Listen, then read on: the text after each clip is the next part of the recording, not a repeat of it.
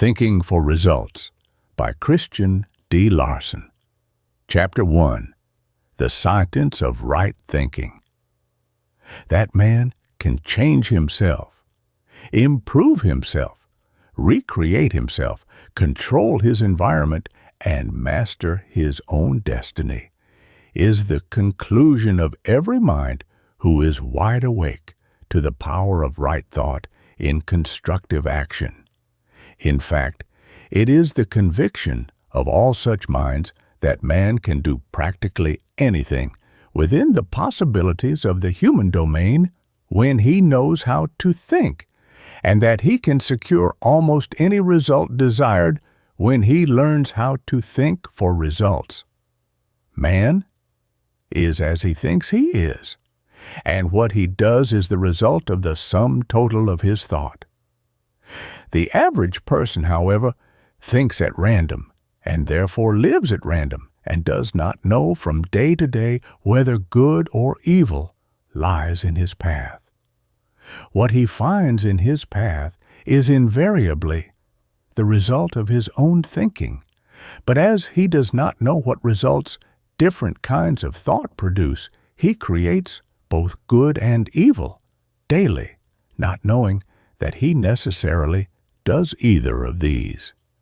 When he knows what each mental state will produce, however, and has gained the power to think as he likes under all sorts of circumstances, then he will have fate, destiny, environment, physical conditions, mental conditions, attainments, achievements, and in fact everything in his own hands. It is a well-known fact that we can produce any effect desired when we understand causes and can master those causes. And as the process of thinking is the one underlying cause in the life of man, we naturally become master over all life when we can understand and master the process of thinking. Each process of thinking produces its own results in mind and body and acts indirectly upon all the actions and efforts of mind and body. Therefore, through adverse thinking, almost any undesirable condition may be produced, while almost any condition of worth and value can be produced through wholesome thinking. Certain processes of thought will lead to sickness, others to poverty, while processes of thought that are entirely different from these will lead to health, power, and prosperity. Through chaotic thinking, one can bring about years of trouble and misfortune, while through a properly arranged system of thinking, one can determine his own future for years and years in advance. Everything that happens to a man is the result of something that he has done or fails to do. But since both actions and inactions come from corresponding states of mind, he can make almost anything happen that he likes when he learns to regulate his thinking. This may seem to be a very strong statement, but the more perfectly we understand the relation of mental action to physical and personal action, the more convinced we become that this statement is absolutely true. When we study the laws of nature, we find that certain results invariably follow certain uses of those laws, and that other results follow the misuse of those laws. We find that a misused law can finally carry you to the lowest depths, and that a law that is perfectly understood and properly applied can carry you to the greatest heights. In the use of natural law, however, we are at liberty to change our mind at any time. That is, when we find ourselves going down, we can turn about and go the other way, though the fact remains that if we continue the downgrade, we will finally reach the lowest depths. The same is true when we find ourselves advancing. We may become negligent and fall back, but the law in question can carry us on higher and higher without end if we choose to go. The laws that govern thinking are just as absolute as the well-known laws of nature and will serve man just as faithfully after he has begun to apply them with understanding. When we understand the laws of thought and think accordingly, we have begun what may properly be termed scientific thinking. That is, we have begun designed thinking. Thinking with a purpose in view, thinking in accordance with exact scientific system, and thinking for results. When we think in this manner, we think according to those laws of thought that are required in order to produce the results we have in view. Therefore, all the forces of mind will be directed to produce those very results. In this connection, we should remember that every mental process produces its own results in the human system. Therefore, we can secure any result desired when we place in action the necessary mental process. You never think scientifically unless you think for a purpose. It is therefore purposeless thinking that you must avoid. And all purposeless thinking is wrong. Every process of thought that works at random is wrong because it leads to waste, destruction, and retarded growth. For this reason, all thoughts that we may create at any time that have no special purpose in view are wrong thoughts and are detrimental to the welfare of the individual. But here we must remember that wrong thought is not simply thought that has base motives. It is also thought that has no motives. A right thought always has a definite motive with some higher goal in view. In fact, to be right, a thought must have a motive, and that motive must be constructive. That is, it must aim to build and to build for something worthwhile. Wrong thought, however, is scattering and destructive and retards growth. This is the real difference between thought that is wrong and thought that is right. The same is true with other things. Everything in life that retards growth is wrong. Everything that promotes growth is right. If we are in doubt as to whether any particular thing is right or wrong, we can readily discover where it belongs if we apply this principle. That is, if it promotes growth, it is right, while if it retards growth, it is wrong. We shall find that all true systems of ethics or morals will be found to harmonize perfectly with this idea. The purpose of life is continuous advancement, and the laws of life are created for the promotion of advancement in all things and at all times. Therefore, to retard growth is to violate the laws of life, while to promote growth is to properly employ those laws of life. When we go with the laws of life, we move forward. But when we go against those laws, we begin a life of retrogression. According to this principle, nothing is wrong unless it retards growth, and nothing can be right unless it promotes growth, because nothing can be wrong unless it is against the laws of life, and nothing can be right unless it is in harmony with the laws of life. And the laws of life demand continuous advancement. Since our object is advancement and progress in every way, and since thinking is the key to all results, it is evident that all thinking must be established upon the principle of continuous advancement. For this reason, all thinking that in any way retards growth in any part of the human system must be discontinued, and all thinking must be so arranged or rearranged that it will tend to promote growth and advancement in every phase of human life. In other words, all thinking must be designed, and designed according to the laws that underlie the purpose we have in view. To apply this principle, we should never think unless we have a purpose that we wish to promote through that thinking. Before we begin any process of thought, we should determine clearly what we wish to promote at the time, and we should then employ that process of thinking through which the purpose in view may be promoted to the best advantage. In this manner, every action of mine will become constructive and will build up something that we wish to have constructed. Neither time nor mental energy will be thrown away by aimlessness, and no chaotic states of mind will exist for a moment.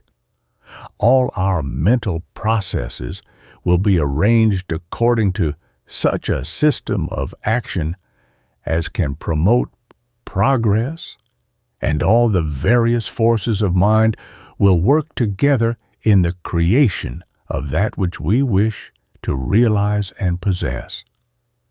To think according to the laws of growth and to think for a definite purpose, this is the foundation of scientific thinking. This is the principle upon which to act when thinking for results.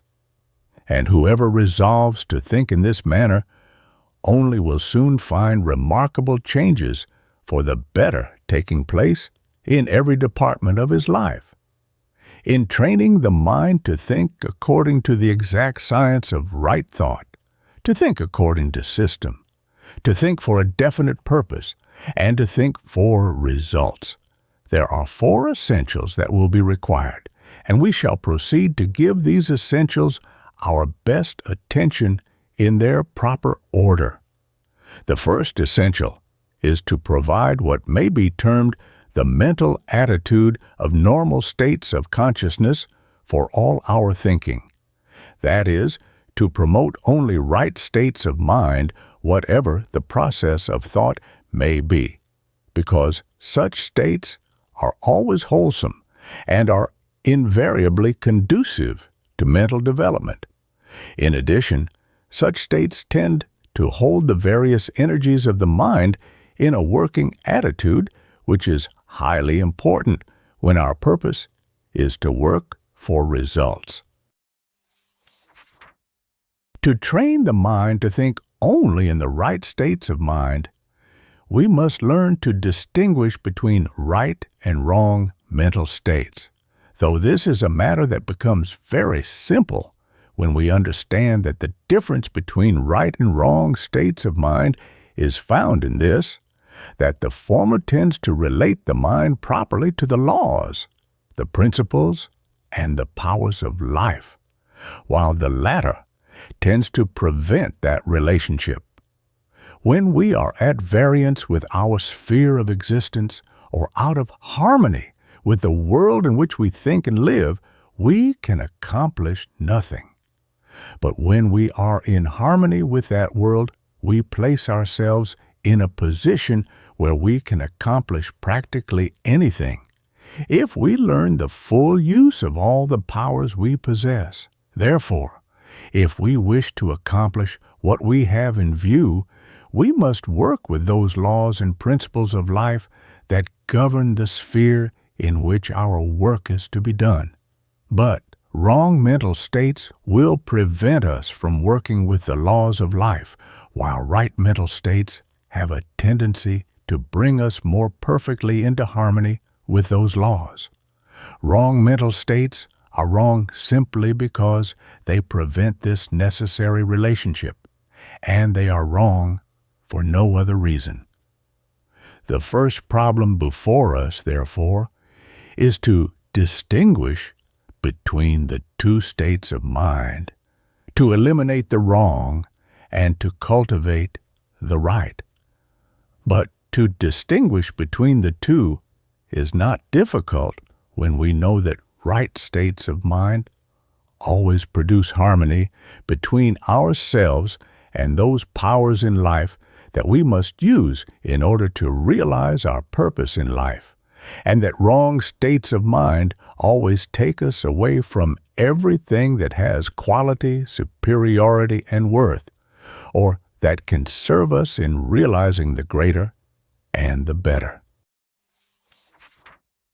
However, that we may all understand what mental states to cultivate in order to make our thinking more scientific, more exact, more effective, and more conducive to the production of the results we desire, we shall proceed to give a brief description of the most important of these states, or what may be termed the normal and the true state of consciousness. Chapter 2. The attitude of peace. Among the right states of mind, the attitude of peace naturally comes first, because at the foundation of all true action, we find a state of deep calm.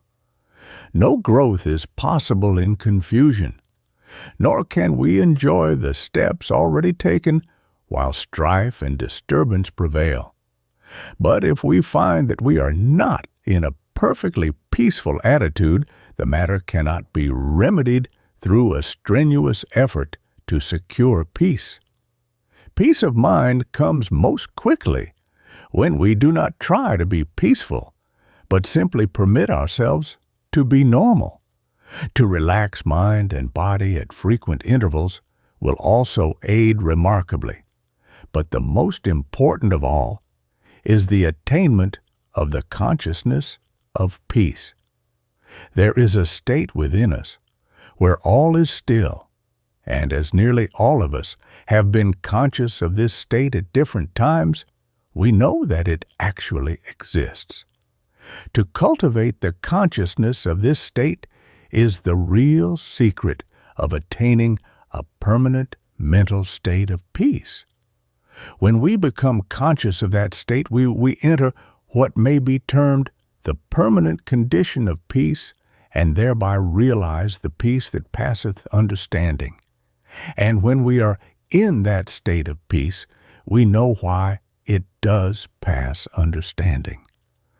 A further proof of this idea is found in the fact that the center of all action is absolutely still, and that from this center all action proceeds. In like manner, there is an absolutely still center in your own mind, and you can become conscious of that center by turning your attention gently and frequently upon the serene within. This should be done several times a day, and no matter how peaceful we may feel, we should daily seek a still finer realization of this consciousness of peace. The result will be more power because peace conserves energy. The mind will be kept in the necessary attitude for growth, and you will avoid all such ills and failures as originate in mental confusion.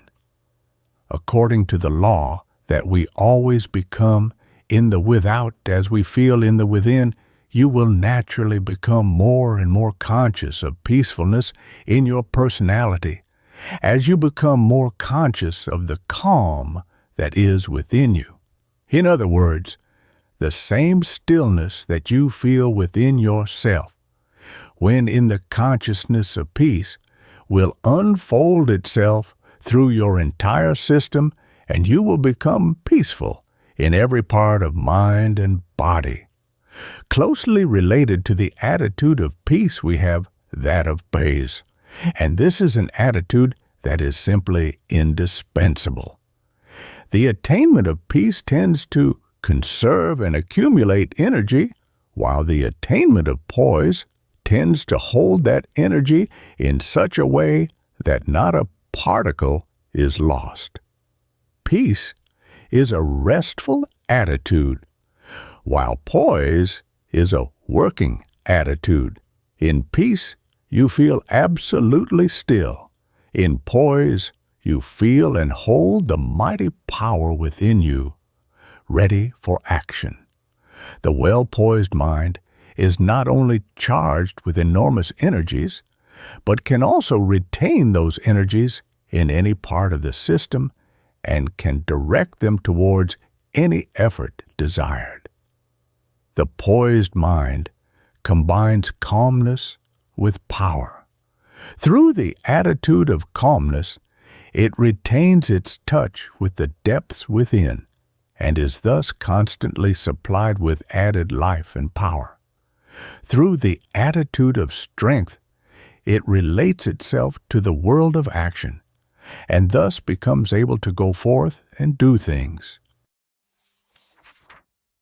The attitude of poise, however, is not well developed in the average person as the art of. Being peaceful and powerful at the same time is an art that has received but little attention.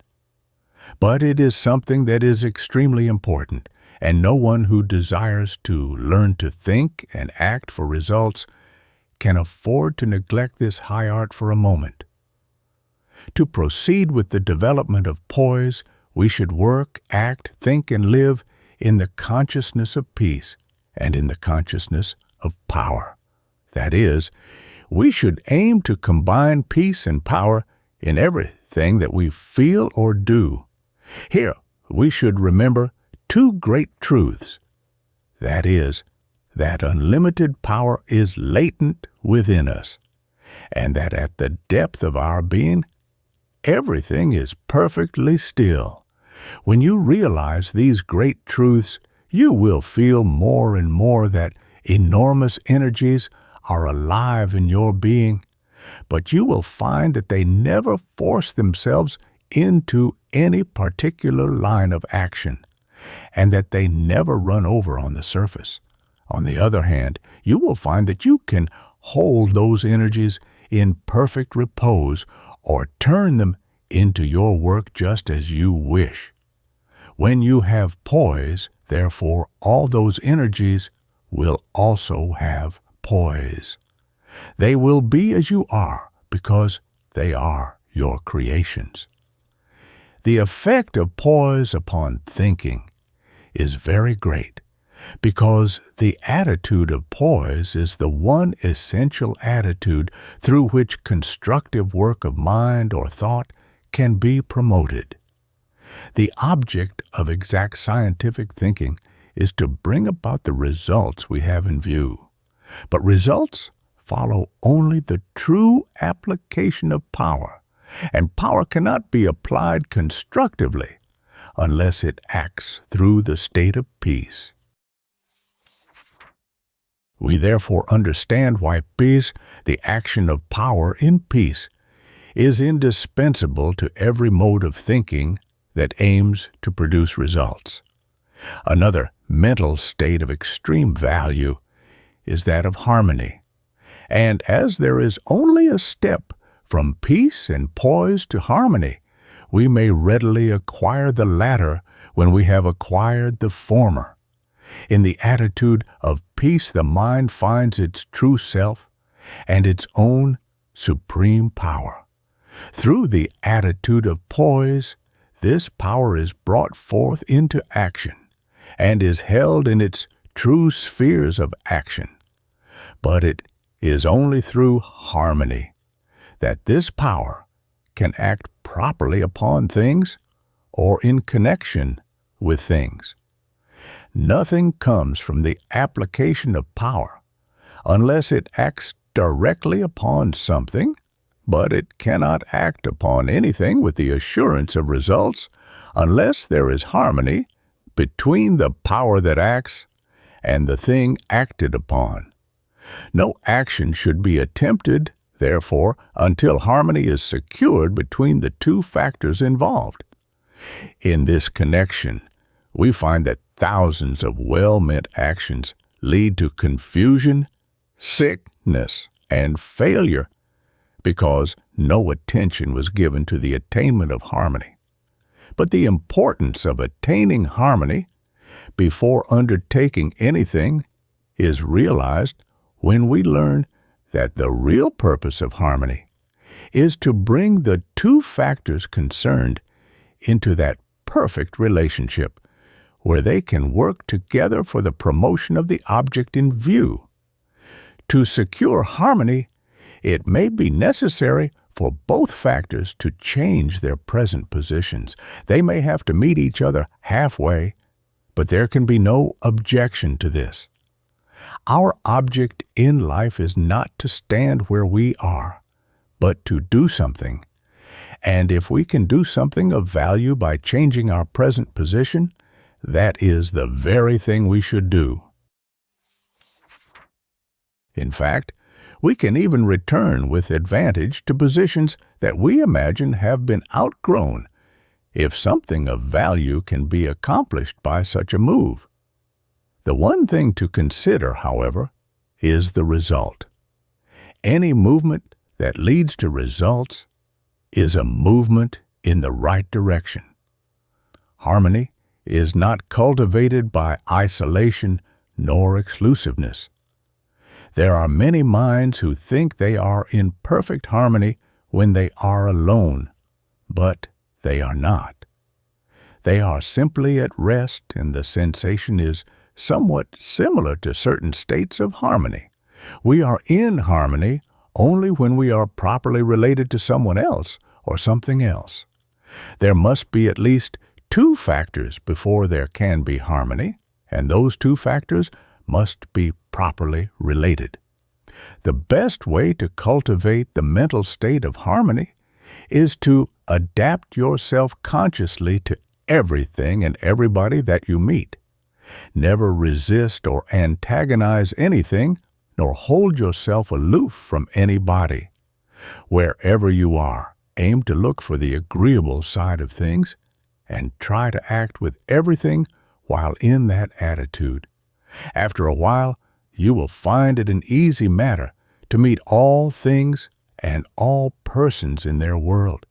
And when you can do this, you can unite with them in securing results that neither family could have secured alone. To secure results, two or more factors must work together, but they cannot work together constructively unless they are in harmony. That is, unless they are perfectly related to each other. To be in harmony, however, does not mean simply to be on good terms. You may be on good terms with everybody and not be in harmony with anybody. We are in harmony with persons and things when the two factors or sides concerned can actually work together for the promotion of some actual purpose. In the mental world, this law is very easily discerned and its operations found to be exact. You may have a fine mind, but if the different parts of your mind do not harmonize and work together, you will accomplish but little. And there are thousands of brilliant minds in this very condition. Then we find minds with simply a fair amount of ability who accomplish a great deal. And the reason is that the different parts of such minds are in harmony, working together according to the laws of constructive action. And here we should remember that wherever two or more factors actually work together, desirable results will positively follow. To agree with your adversary has the same significance. There is a certain side of every form of adversity to which you can adapt yourself. Look for that side and try to relate yourself harmoniously and constructively to the power of that side. You will avoid much trouble thereby, and bring to pass scores of good things that otherwise would not have been realized. To harmonize with the adverse does not mean that you are to follow or imitate the adverse. At all times, we should be ourselves. We should change nothing in our own individuality. but should aim primarily to adapt the actions of our individuality, whether physical or mental, to those things with which we may be associated. Under all adverse circumstances, we should remember that vice is virtue gone wrong, and that the power in the one is the same as the power in the other. The good misdirected, that is all.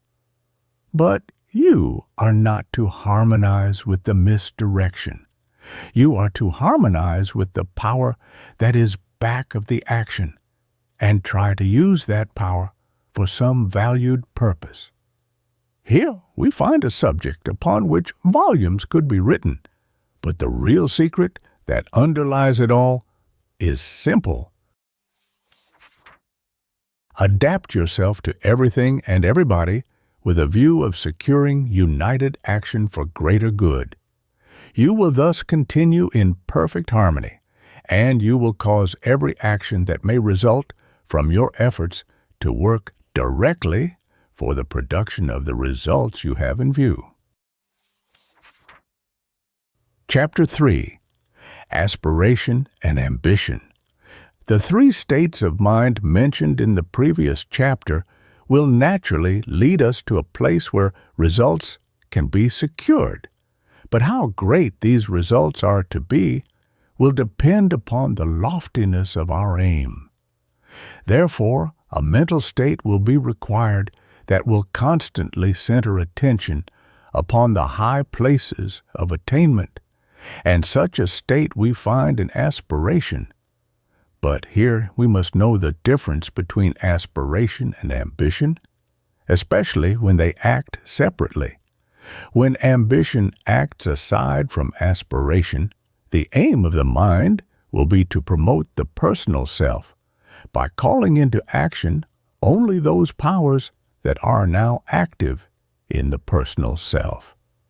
Such an action, however, tends to separate the personality from the greater powers within, which will finally produce a condition of personal inferiority.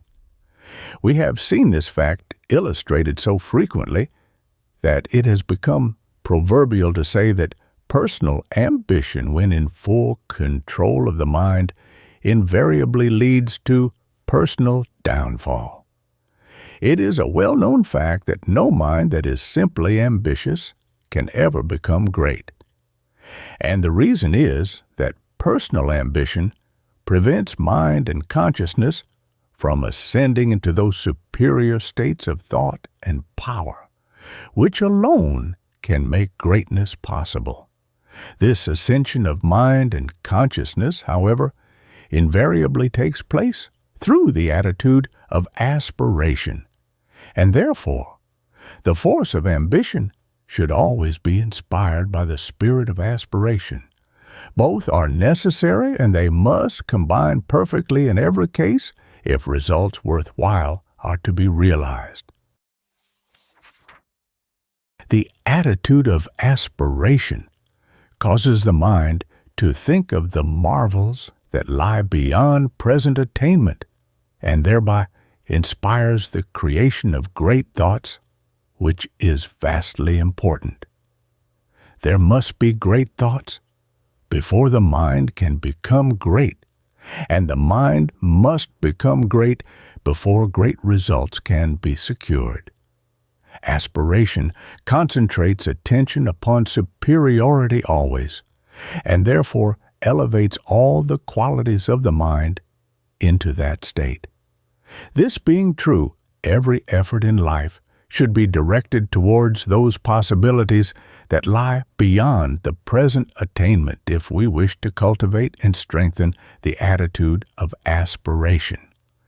When we are simply ambitious, we proceed as we are and seek to make a mark for ourselves with what power we already possess. But when we are alive with the spirit of aspiration, we seek to make ourselves larger, more powerful, and far superior to what we are now, knowing that a great light cannot be hid, and that anyone with great power must invariably reach the goal he has in view. The ambitious mind seeks to make a small light shine far beyond its capacity, and through this effort, finally wears itself out. The aspiring mind, however, seeks to make the light larger and larger, knowing that the larger the light becomes, the further it will shine, and that no strenuous efforts will be required to push its powerful rays into effectiveness. But when the attitude of aspiration looks beyond the personal self, it does not necessarily look outside of the self. The purpose of aspiration is to enter into the possession of the marvels of the great within, because what is found in the within will be expressed in the without. Therefore, when we constantly rise above the personal self, we perpetually enlarge the personal self, thus gaining the capacity to accomplish more and more, until we finally accomplish practically everything we have in view. The attitude of aspiration, therefore, should never leave the mind for a moment. But we should, on the contrary, keep the mental eye single upon the boundless possibilities that are within us, and deeply desire with heart and soul a greater and a greater realization of those possibilities in practical life. The attitude of contentment may truthfully be said to be the twin sister of aspiration, and its important function is to prevent aspiration from losing sight of what has already been gained. When contentment is absent, the present seems more or less barren, and when aspiration is absent, the present seems sufficient. But the present is never barren, nor is it ever sufficient. The present is rich with many things of extreme value if we only train ourselves to see them. These things, however, are not sufficient to the advancing soul. Greater things are at hand, and it is our privilege to press on through the realization of those greater things. We must therefore conclude that the true attitude of mind in this connection is to be content with things as they now are, and at the same time reach out constantly for greater things. When contentment is absent, the present is not fully utilized, and we cannot attain the greater things until we have fully employed what has already been received.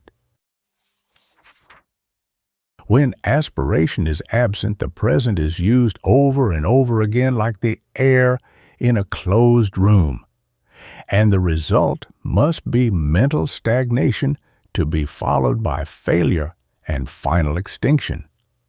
When we look at this subject from another point of view, we find that the mind that is not contented cannot be developed, nor can such a mind make the best use of the powers it may now possess. Every moment, therefore, should be filled with contentment and perfect satisfaction. But every moment should also be filled with a strong desire for still greater attainments and achievements. In such a state where contentment and aspiration are combined, we shall find life to be a continual feast. Feast, each course being more delicious than the one preceding. We shall also find such a life to be the path to perpetual growth and continuous joy. To cultivate the state of contentment, we should live in the conviction that all things are working together for good, and that what is best for us now is coming to us now. The truth is that if we are trying to make all things work together for good and live in the faith that we can, we actually will so order things in our life that all things will work together for good. And what comes to us every day will be the very best for us that day. When we live, think and act in this manner, we shall soon find that the best is daily coming to us, and that the best of each day is better than that of the day preceding. The result will be perfect contentment and the placing of life in that position where it can receive in the great eternal now all that the great eternal now has to give. In brief, when we so live that we permit the present moment to be filled with all the richness that it can hold, then we shall have the contented mind and the ever-growing mind, the mind that is proverbially described as a continuous feast. The attitude of gratitude is closely related to that of contentment, and is one of the greatest of all mental states. And the reason why is found in the fact that no mind can be right nor think constructively unless it is filled with the spirit of gratitude. The fact is that new life is coming to us every day, and with it, new opportunities. Every moment, therefore, is richer than the one before. But if this coming of new life and new opportunities does not add to the richness and value of our own personal life, there is a lack of gratitude. And the explanation is that where gratitude is lacking, the mind is more or less closed to the many good things that are coming our way. The grateful mind, however, is always an open mind, open to the newer, the higher, and the better, and therefore invariably coming into possession of more and more of those things. The entire race is moving forward with the stream of continuous advancement. Better things, therefore, are daily coming into the life of each individual. If he does not receive them, the reason is that his mind is more or less closed on account of the lack of gratitude. For let us remember in this connection that the mind simply must be grateful for everything in order to be open to the reception of new things and better things. We simply cannot receive better things unless we are truly grateful for that which we already possess. This is the law in this matter, and it is a law that will bear the most rigid analysis. To give thanks, therefore, with the whole heart for everything that comes into life, and to express constant and whole-souled gratitude to all the world for everything that is good in the world, this is the secret through which we may open the mind to the great cosmic influx. That influx that is bringing into the life of every individual the richness and the power that complete life has in store for every individual. But in order to be grateful in the best and most perfect manner, we must have appreciation. We must be able to see the real worth of that which comes into life before we can express the fullness and the spirit of the grateful heart. The attitude of appreciation is also valuable in another direction. When we appreciate worth, we always gain a higher consciousness of worth and thereby make our own minds more worthy. To cultivate the mental state of appreciation, we should eliminate all tendency to fault-finding, criticism, and the like, and we should make a special effort to see the worthy qualities in everything and everybody with which we come in contact. The result of such a practice will not only be a better appreciation, with a deeper insight into the superior qualities of life, but also the building of a more wholesome mind. Realizing the value of appreciation, we should, whenever we discover a lack of appreciation in ourselves, proceed at once to remove the cause. We shall not hesitate in doing this when we find that a lack of appreciation also tends to give the mind a false view of things, thereby preventing the acquisition of the best that life has in store.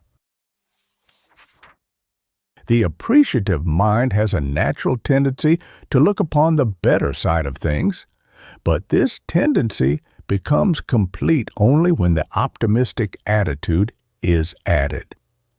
To be optimistic, however, does not mean to think that black is white or that everything everywhere is all right.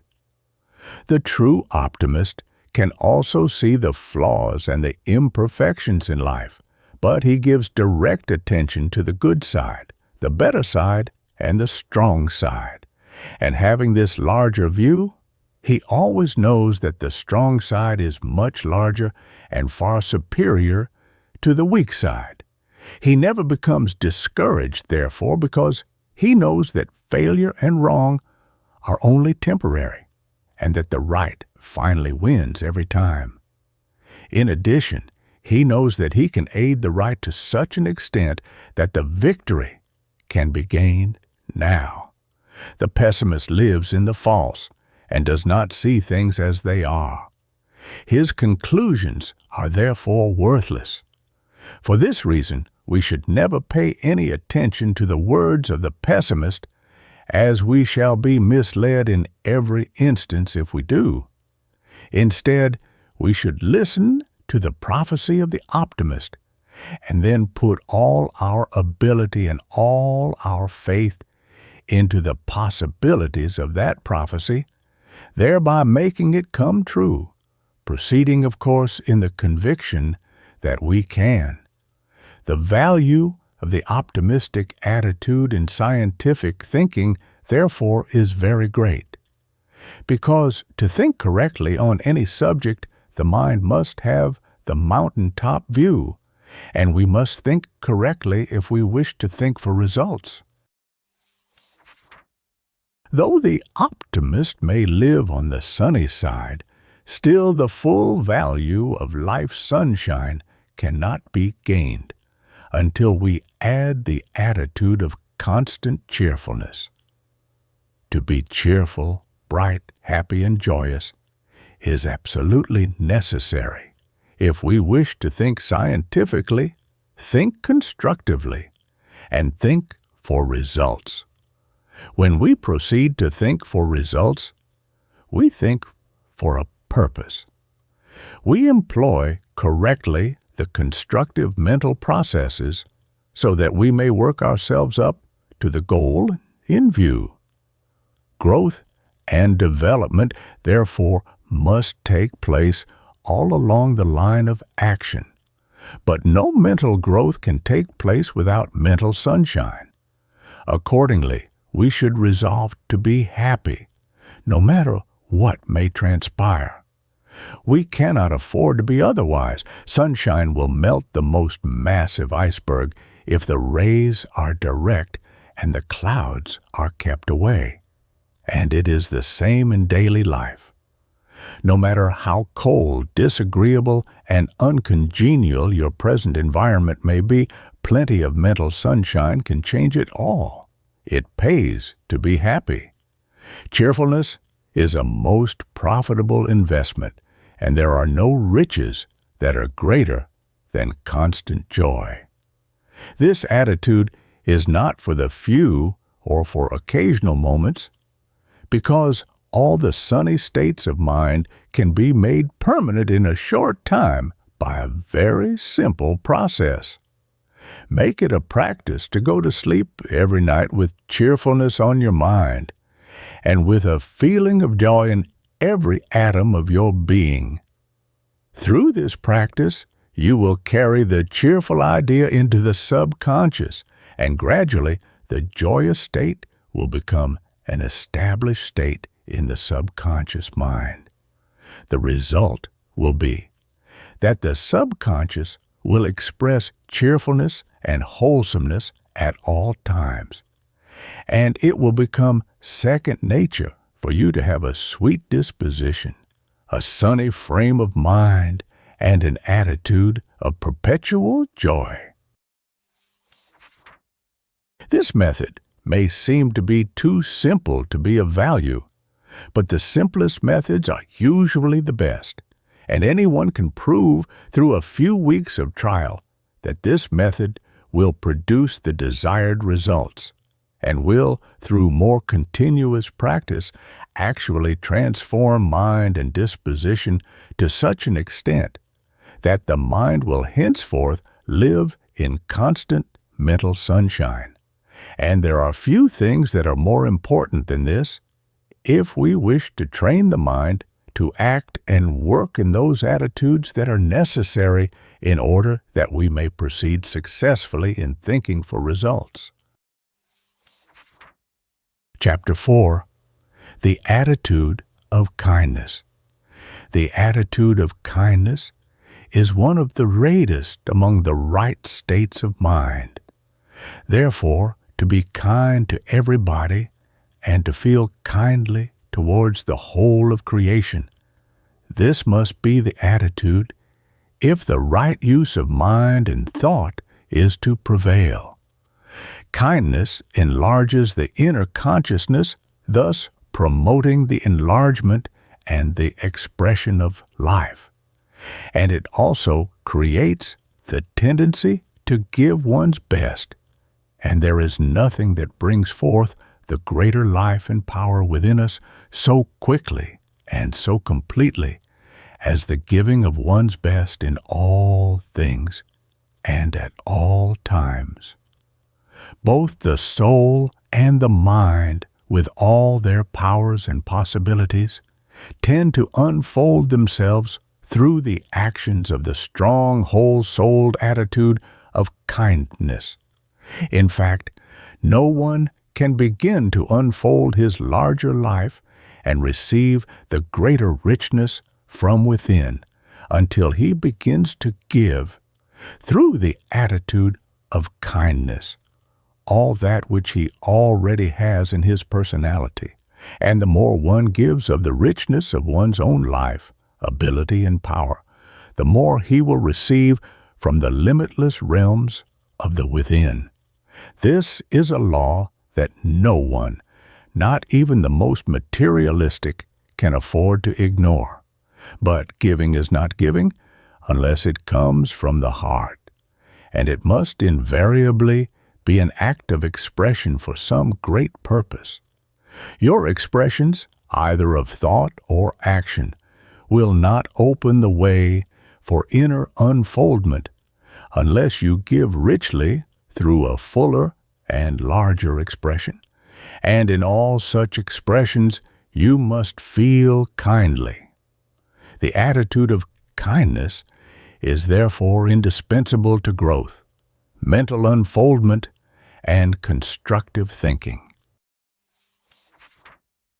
The attitude of sympathy always acts in close connection with kindness, and though it is a most important state of mind, it is also a much abused state. There are few people who sympathize correctly, and there is possibly nothing that interferes with correct thinking, as does misdirected sympathy. When we sympathize with anyone, we enter into a certain unity of that one's mind, and we almost invariably imitate to a degree the mind that we unite with in this way. Two minds with but a single thought will imitate each other in nearly everything and will actually grow to look alike. It is therefore very important to know with what we should sympathize. When you sympathize with a person in distress, you will think the thought of distress at the time and will reproduce in a measure the same state in your own mind and possibly in your own life and personality. Many a person has failed in life because he has sympathized too much with the weak side and inferior side of those who have had misfortune. When you sympathize with a person that is sick, your mind will create within itself a similar condition of disease, and this expression will express itself in your own body, a fact to which thousands can testify. We realize again, therefore, that it will not do to sympathize with anything and everything that may arouse our sympathy. Why does it hurt to see a friend punished? Why do we usually feel bad when those of whom we think a great deal feel bad? Why is there a tendency of most minds to think and feel like the prevailing thought in their community? Why does a mob lose its head, so to speak, and proceed to think, feel, and act precisely like the leader? Why do scores of incidents of a similar nature take place in our midst constantly? Sympathetic imitation explains such phenomena, and the law that underlies this phenomena is a law that we must understand thoroughly if we wish to master our own thinking and our actions wherever those actions may be expressed. When you sympathize with weakness, you are liable to become weak. When you sympathize with disease, you are liable to get the same symptoms, and frequently the very disease itself. When you sympathize with the wrong, you are liable to think that same wrong and possibly act it out in your own life. These are facts with which we are all familiar. It is therefore a subject of extreme importance. The law that governs sympathy is this, that you enter into mental unity in a measure with everything with which you sympathize, and that whatever you enter into mental unity with, you tend to imitate and produce in yourself to a degree. Understanding this law, we realize that we cannot afford to sympathize with everything, but on the contrary, find it absolutely necessary to make a careful selection of those things with which we may sympathize. When you sympathize with a person who is in trouble, do not think of the trouble or the pain or the weakness, but think of that something within him that is superior to all pain, and that can annihilate all the trouble in existence. Then remember the great statement that he that is within you is greater than he that is in the world. Make it a practice never to sympathize with the inferior side, but only with the superior side. But this will not make you cold and indifferent, as many suppose, for it is impossible for you to become mentally cold while being in touch with the very life of the soul itself, which must be the very essence of tenderness, kindness, and love. In applying this principle, we find that the more perfectly you sympathize with the higher, the finer, and the stronger side of man, the more love you feel, the more tenderness you express, and the more helpful you become in all of your efforts. Nothing is lost, therefore, but much is gained by training the mind to sympathize only with the true side of human life. The man who is sick and in trouble does not want more tears. He has had enough of them. What he wants and what he needs is that sympathy that can banish all tears and that can reveal the way to emancipation, power, and joy. This being true, we must try to banish completely every form of morbid sympathy. It hurts everybody. It perpetuates weakness and keeps the mind in bondage to inferior imitations. In applying this higher form of sympathy, do not tell the unfortunate that you are sorry. Tell them how to get rid of their sorrow. Then do something substantial to speed them on the way. This is sympathy. That is worthy of the name.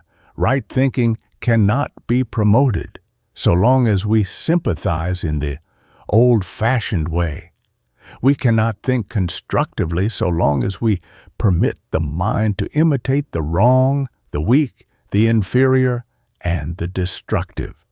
Here, however, we find a problem that we must solve because it is natural for the mind to imitate to a certain degree. We should therefore give the mind something to imitate that has quality and superiority. In brief, we should train the mind to imitate the strong, the worthy, the superior, and the ideal, and thus cause all mental actions to produce the strong, the worthy, the superior, and the ideal in ourselves. For the mind invariably tends to create that which we think of the most. The true attitude of sympathy will be promoted to a very great extent if we train ourselves to live in the upper story, or rather, the idealistic state of mind. There are two planes upon which the mind can dwell, and they are usually called the idealistic and the materialistic. The ideal plane is the upper plane, while the materialistic is the lower. In the idealistic, all the tendencies of the mind move towards the qualities of superiority and worth. All the desires are for the higher and the better. All thoughts are created after the likeness of our higher conceptions of the perfect, the true, and the superior. To live in such an attitude is to be an idealist, and this is the meaning of idealism. An idealistic mind, therefore, is a mind that is constantly ascending, and thus taking a larger view and a more beautiful view every day of the richness and splendor of real existence. In the materialistic attitude, all the tendencies of mind move toward the superficial, the inferior, and the imperfect. In this attitude, we usually think according to those false conceptions of things that have been handed down by the race, and all our desires are concerned principally with satisfying the needs of the body. The materialistic mind is the descending mind, the mind that is losing ground gradually, and that is daily being overcome more and more by its own perverted and materialistic thought habits. But to live in the upper story is to keep the mind concentrated upon the great possibilities that are latent within us, and to desire with the whole heart the daily realization of more and more of the wonders that are in store for those who are steadily pressing on towards greater things. In the upper story, we live with greatness. In the lower story, we live with mistakes and inferiority. In the upper story, we see that man is daily unfolding the greatness of the Superman. In the lower story, we see only the depravity or weakness of error and sin. In the lower story, we are in partial or complete darkness. In the upper story, we are in the full light. It is therefore easily understood why the mind must dwell in the upper story before right thinking can begin. After beginning to live in the upper story, the consciousness of superiority and supremacy will naturally appear, and these two states should be thoroughly developed. We should all train ourselves to feel that we are superior beings, not superior to others because we are all superior, but superior to everything that pertains to personal existence. Superior to ills, pains, weaknesses, mistakes, and failures, and superior to everything that is imperfect or undeveloped.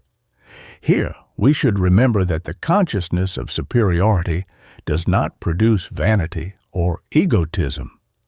When a person has really become conscious of the superiority of his true being, he is above all small and questionable states of mind. When you are superior, you do not have to make any display of the matter to prove it. It will show in your life and in your work, and actions speak more eloquently than words.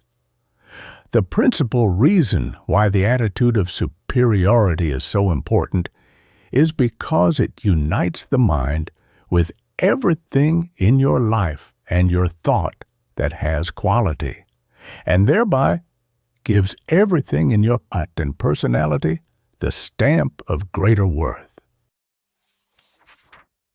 And it is a well-known fact that whenever we enrich our thought, or any expression of thought, we tend to enrich everything in our life and those things that we produce through our work.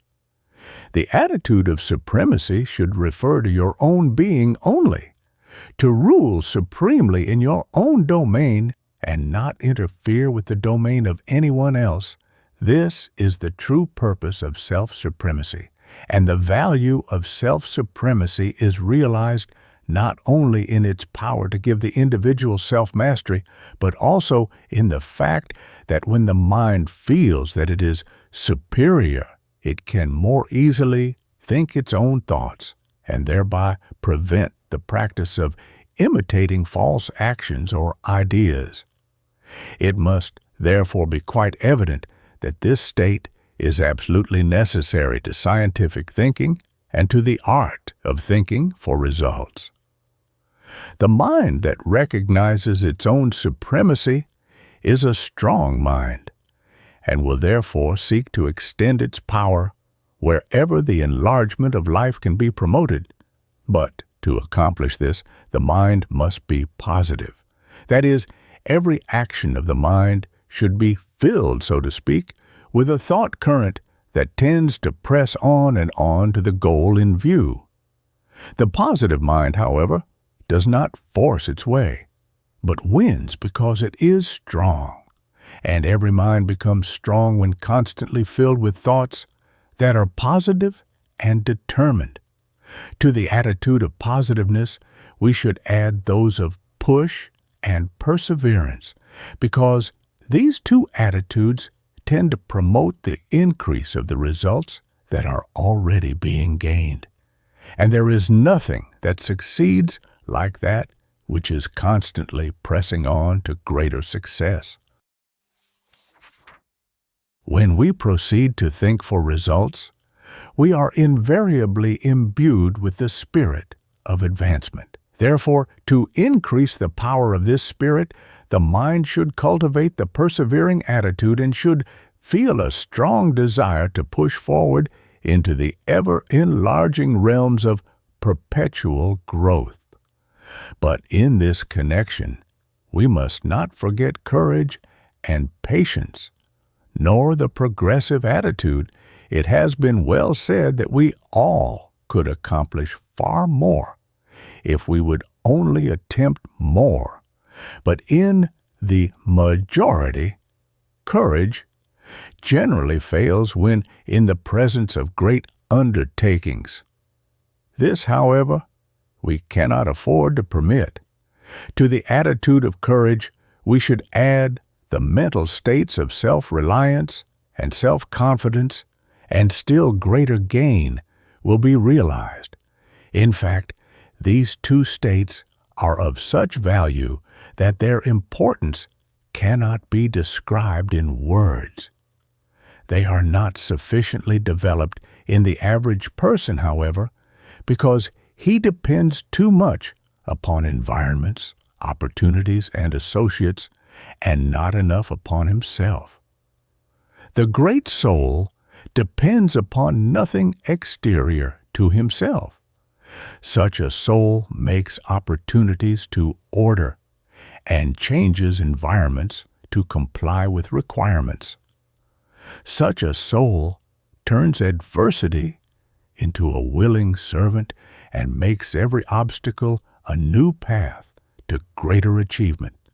But no soul can become a great soul until faith in its own power has become unbounded. The strong positive mind may at times go beyond its own domain and may sometimes act in realms where it has no legal right. But this can be prevented through the attitude of non-resistance, another most important attitude in the art of constructive thinking.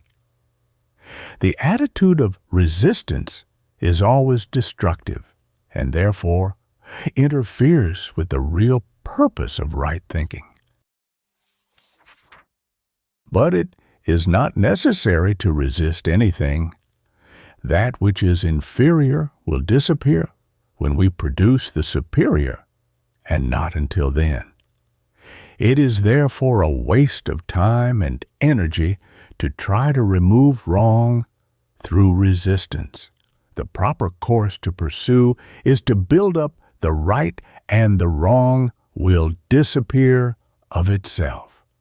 In this connection, however, it may seem to be difficult to continue in a non-resisting attitude when we are constantly in the presence of adverse conditions. But here we should remember that the mind that is constantly creating the larger and the better will hardly be aware of the imperfect in his life, because the imperfect is constantly passing away with the ceaseless coming and upbuilding of the more perfect. Our purpose should be never to resist evil, though we should not, on the other hand, fold our arms and let things be as they are. While we are turning away from lesser things, we should concentrate our whole attention upon the building up of the greater. This is a method that will give perfect freedom and continuous advancement to us all. To the practice of non-resistance, we should add forgiveness. Forgive everybody, even yourself. To condemn anything or anybody is a misuse of the mind. So long as we condemn the wrong, the mind is forcefully directed towards the wrong. The mental picture of wrong becomes more deeply stamped upon the subconscious, and more thoughts and mental states will be created in the likeness of those impressions or pictures. These impressions will reproduce themselves in us, and this is how we tend to create in ourselves what we condemn in others. The reverse of this principle is also true. That is, that we tend to create and build up in ourselves the good that we commend and appreciate in others. To promote the cultivation of forgiveness, we should become conscious of real purity. And the reason for this is readily understood when we remember the statement about the eye that is too pure to behold iniquity. Why the pure eye does not see evil is a subject too large to be discussed here. But we shall find that the more perfectly we develop the consciousness of purity, the smaller and more insignificant evil becomes to us, and the easier it becomes to forgive everybody for everything. In the attitude of mental purity, we look upon the mistakes of the world in the same way as we look upon the false notes that the child makes while learning to play. We want those false notes corrected, but we do not call them bad.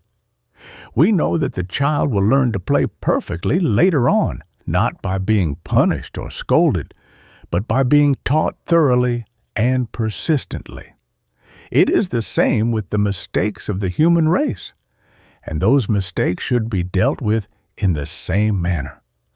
One of the very important states of the mind is that of justice, or the consciousness of justice, and it is most necessary that we cultivate the habit of being just even in minute details.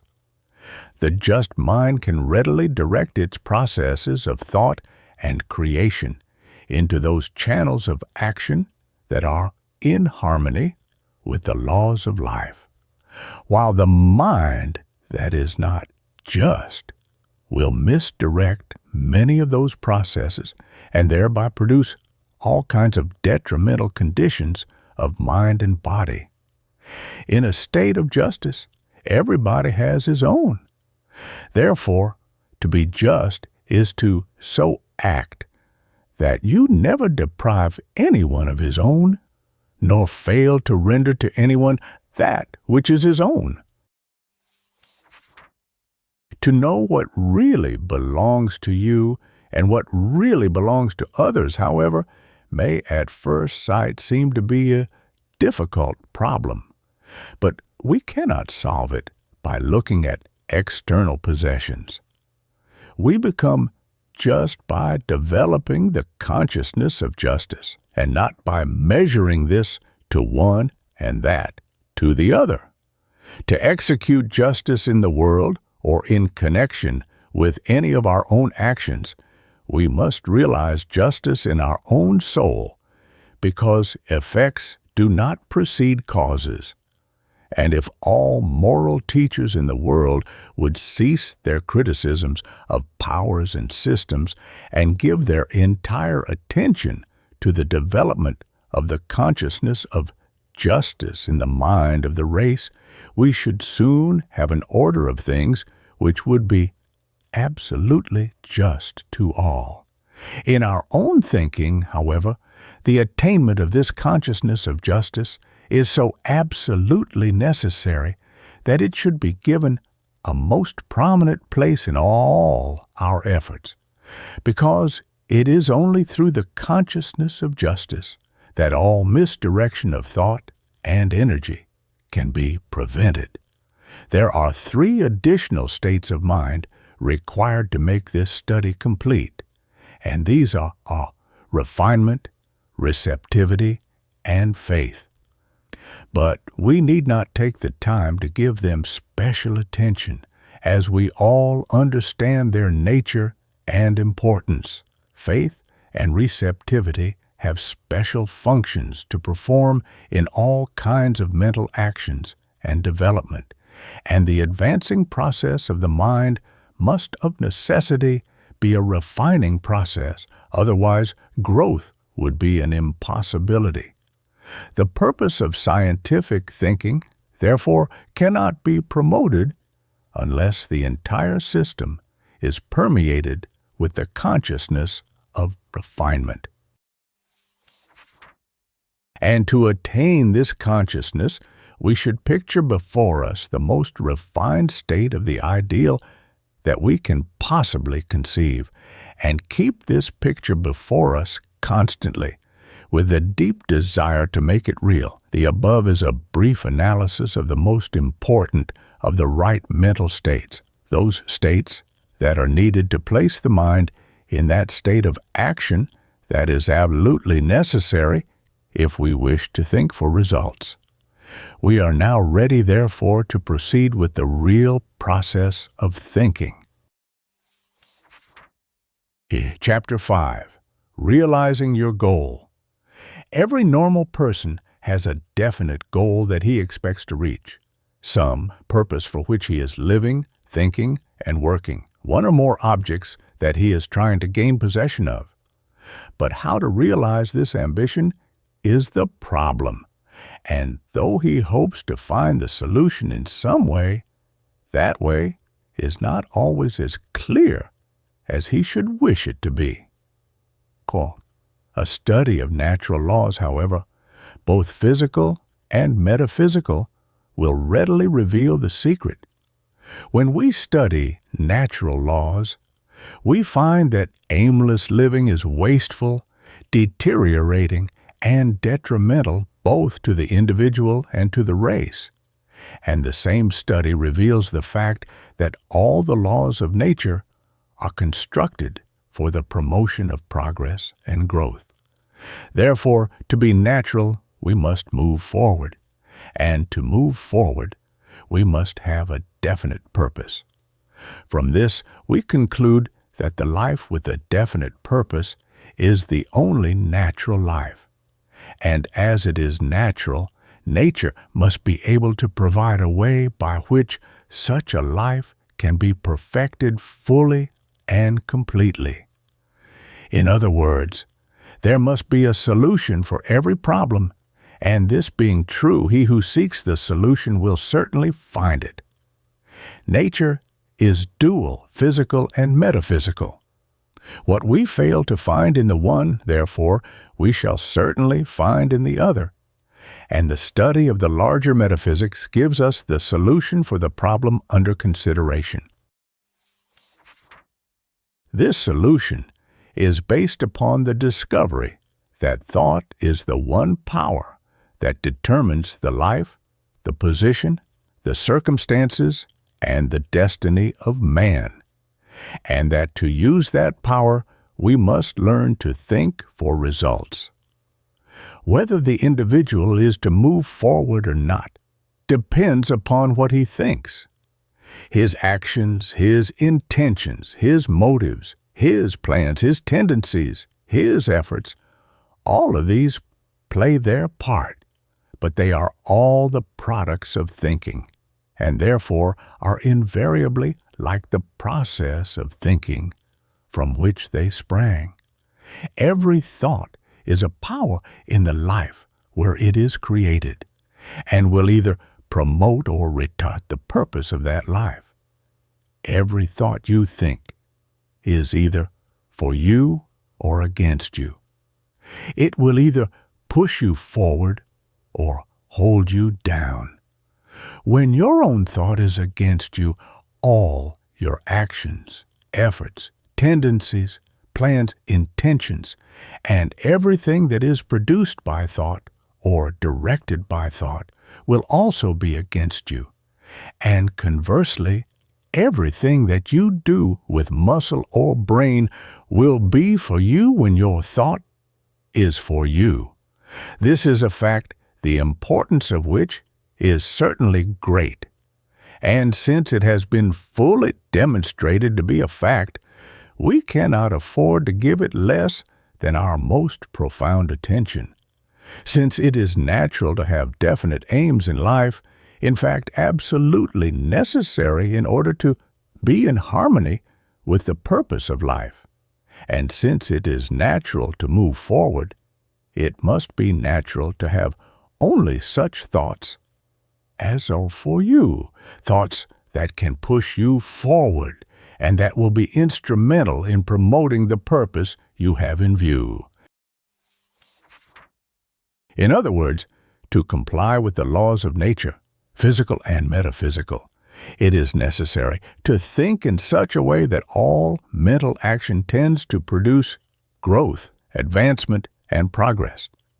In this connection, we find that nature's laws do not conflict. One law declares that the individual must move forward constantly if he would be in accord with nature, and another law declares that our thoughts will either promote or retard the forward movement. Therefore, when our thinking retards our progress, we violate natural law and will consequently produce conditions that are detrimental. To discriminate between right and wrong thinking, between scientific and chaotic thinking, and all thinking is chaotic that is not scientific, becomes very simple when we define the former as being in accord with natural laws and the latter as being at variance with natural laws. Or, to be more explicit, scientific thinking is the formation of all such mental actions, mental states, and mental forces as have the power to produce in our efforts what nature has given all things, in the human system, the power to produce. It is the intention of nature that all things shall work for perpetual advancement of all things. Therefore, a thought to be in accord with nature must have the inherent impulse as well as the power to promote advancement in its sphere of action.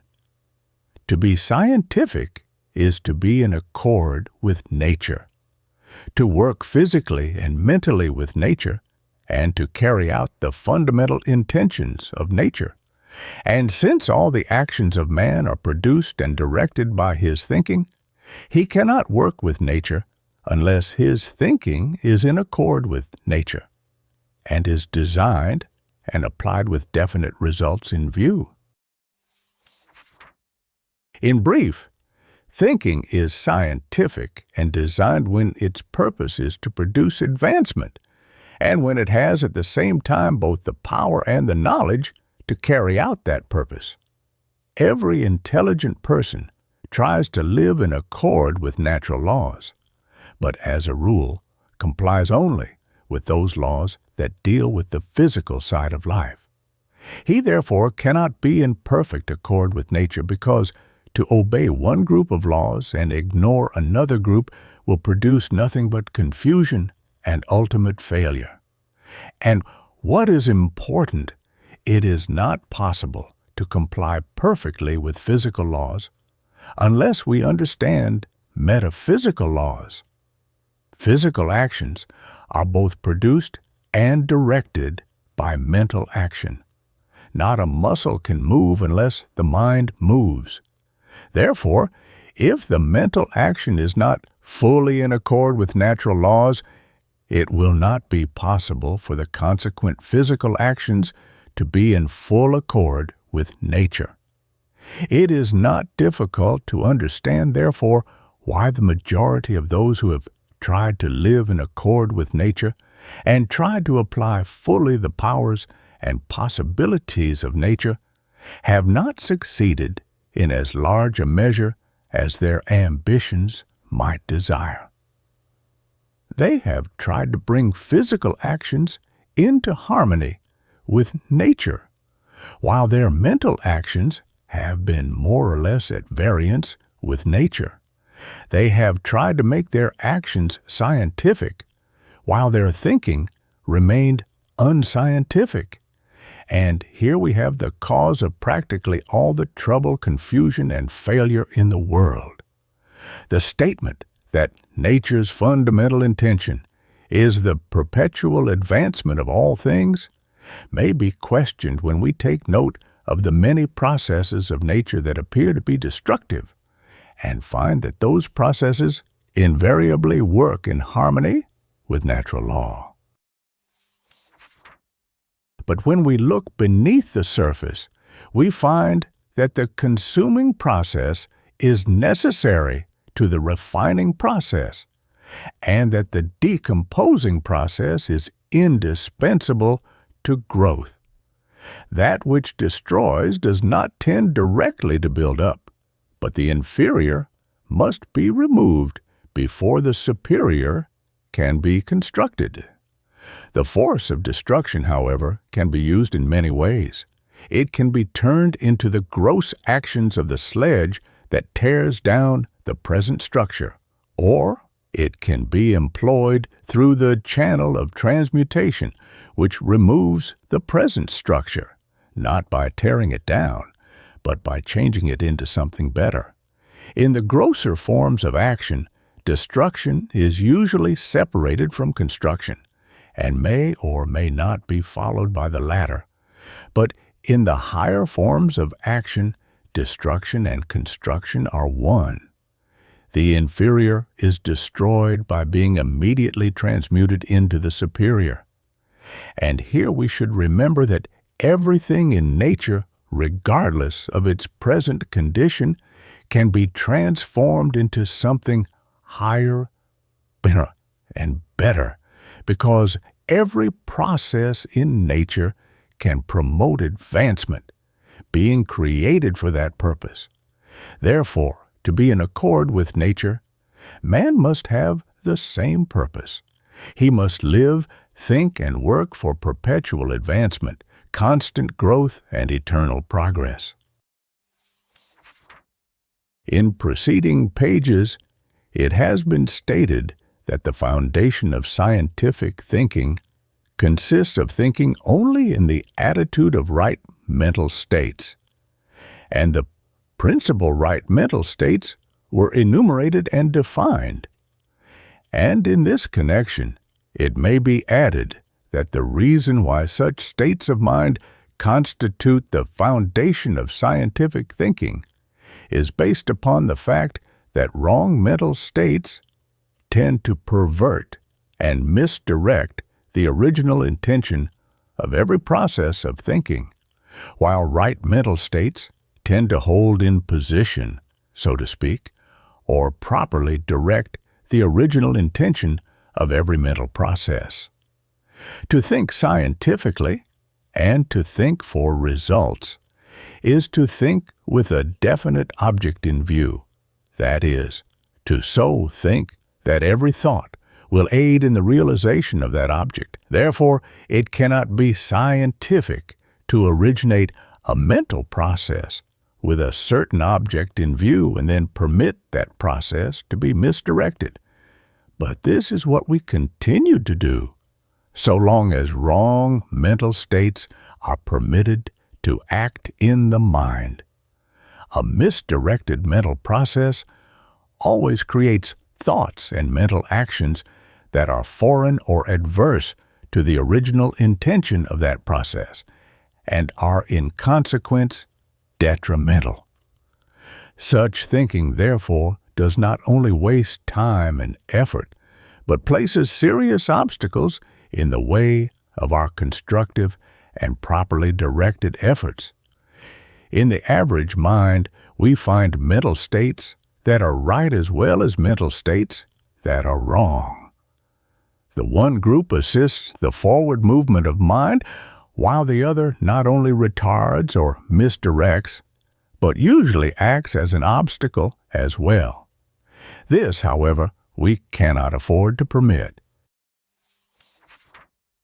The proper course to take, therefore, in the very beginning, is to eliminate absolutely all mental states that are wrong, and to shun them completely in the future.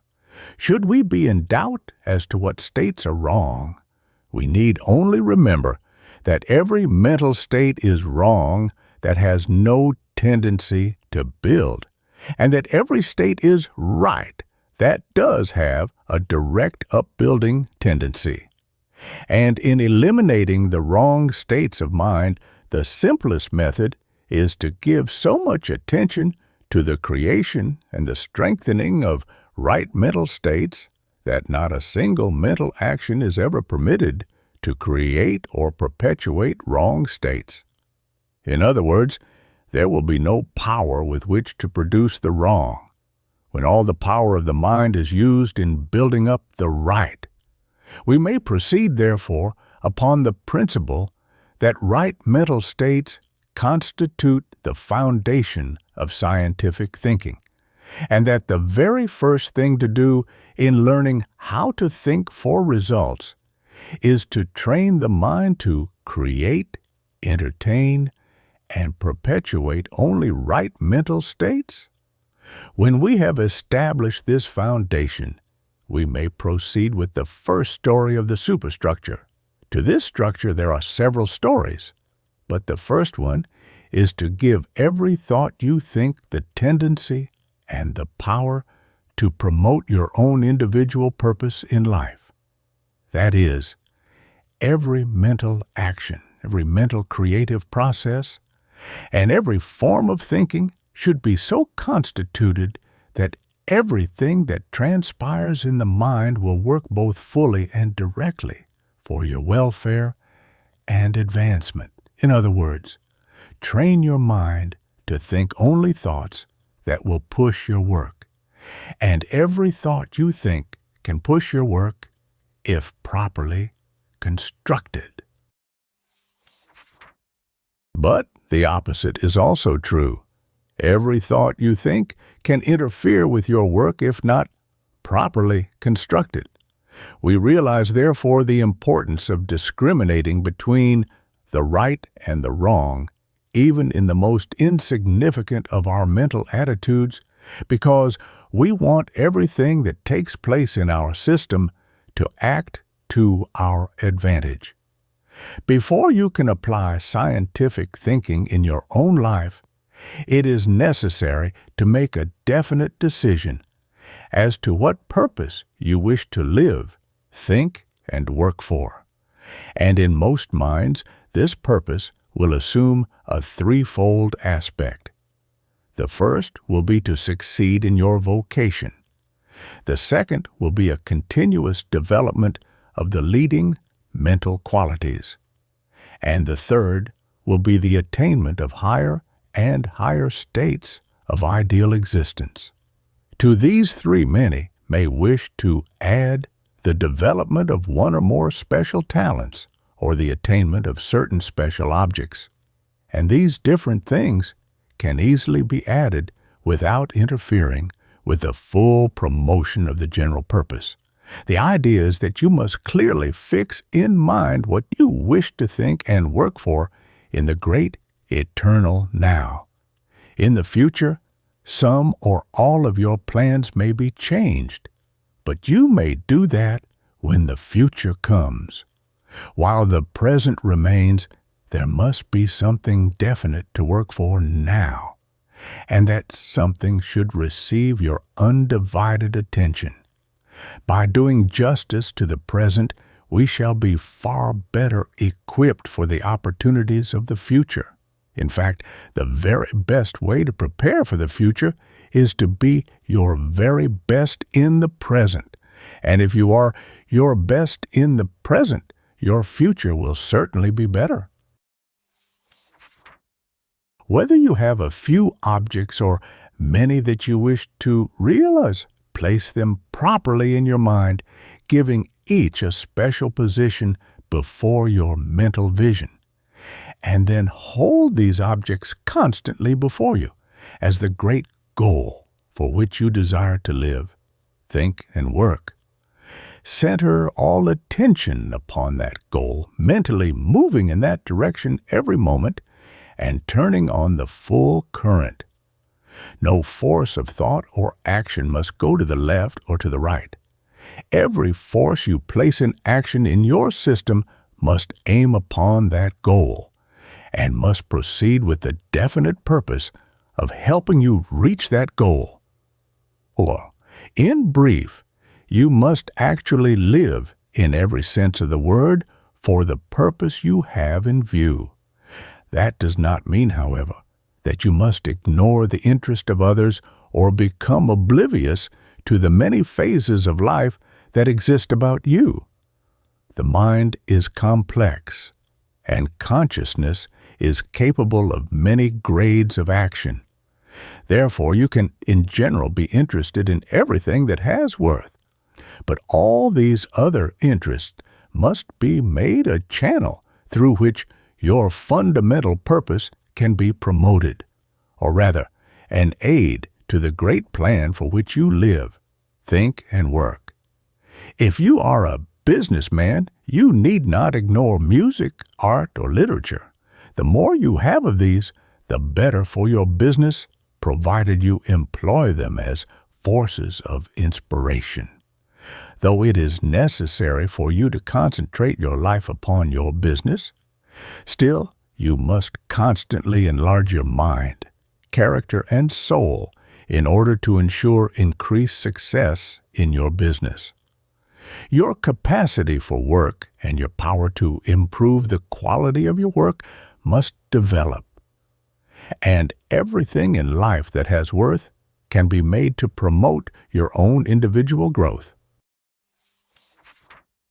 In other words, be interested in everything that has quality and worth anywhere in life, and use everything you gain through this interest for the making of your own life larger, richer, and more successful. It is not the narrow mind that succeeds. The mind that invariably realizes the greatest success is the mind that is broad, and at the same time has the power to focus the whole of its larger capacity upon the one thing that is being done now. When you constantly focus your mind upon that which you are living for and working for, you are giving all your creative powers to those faculties and talents that are required in the realization of your objects in view. It is therefore evident that the larger your mind is, both in its capacity and power, the greater will be the results. It requires ability and power to do things. Therefore, the more ability and the more power you can apply in any line of action, the more you will accomplish, and the more rapidly you will advance in that direction. For this reason, we do not wish to throw away ability and power upon those things that cannot promote our present progress.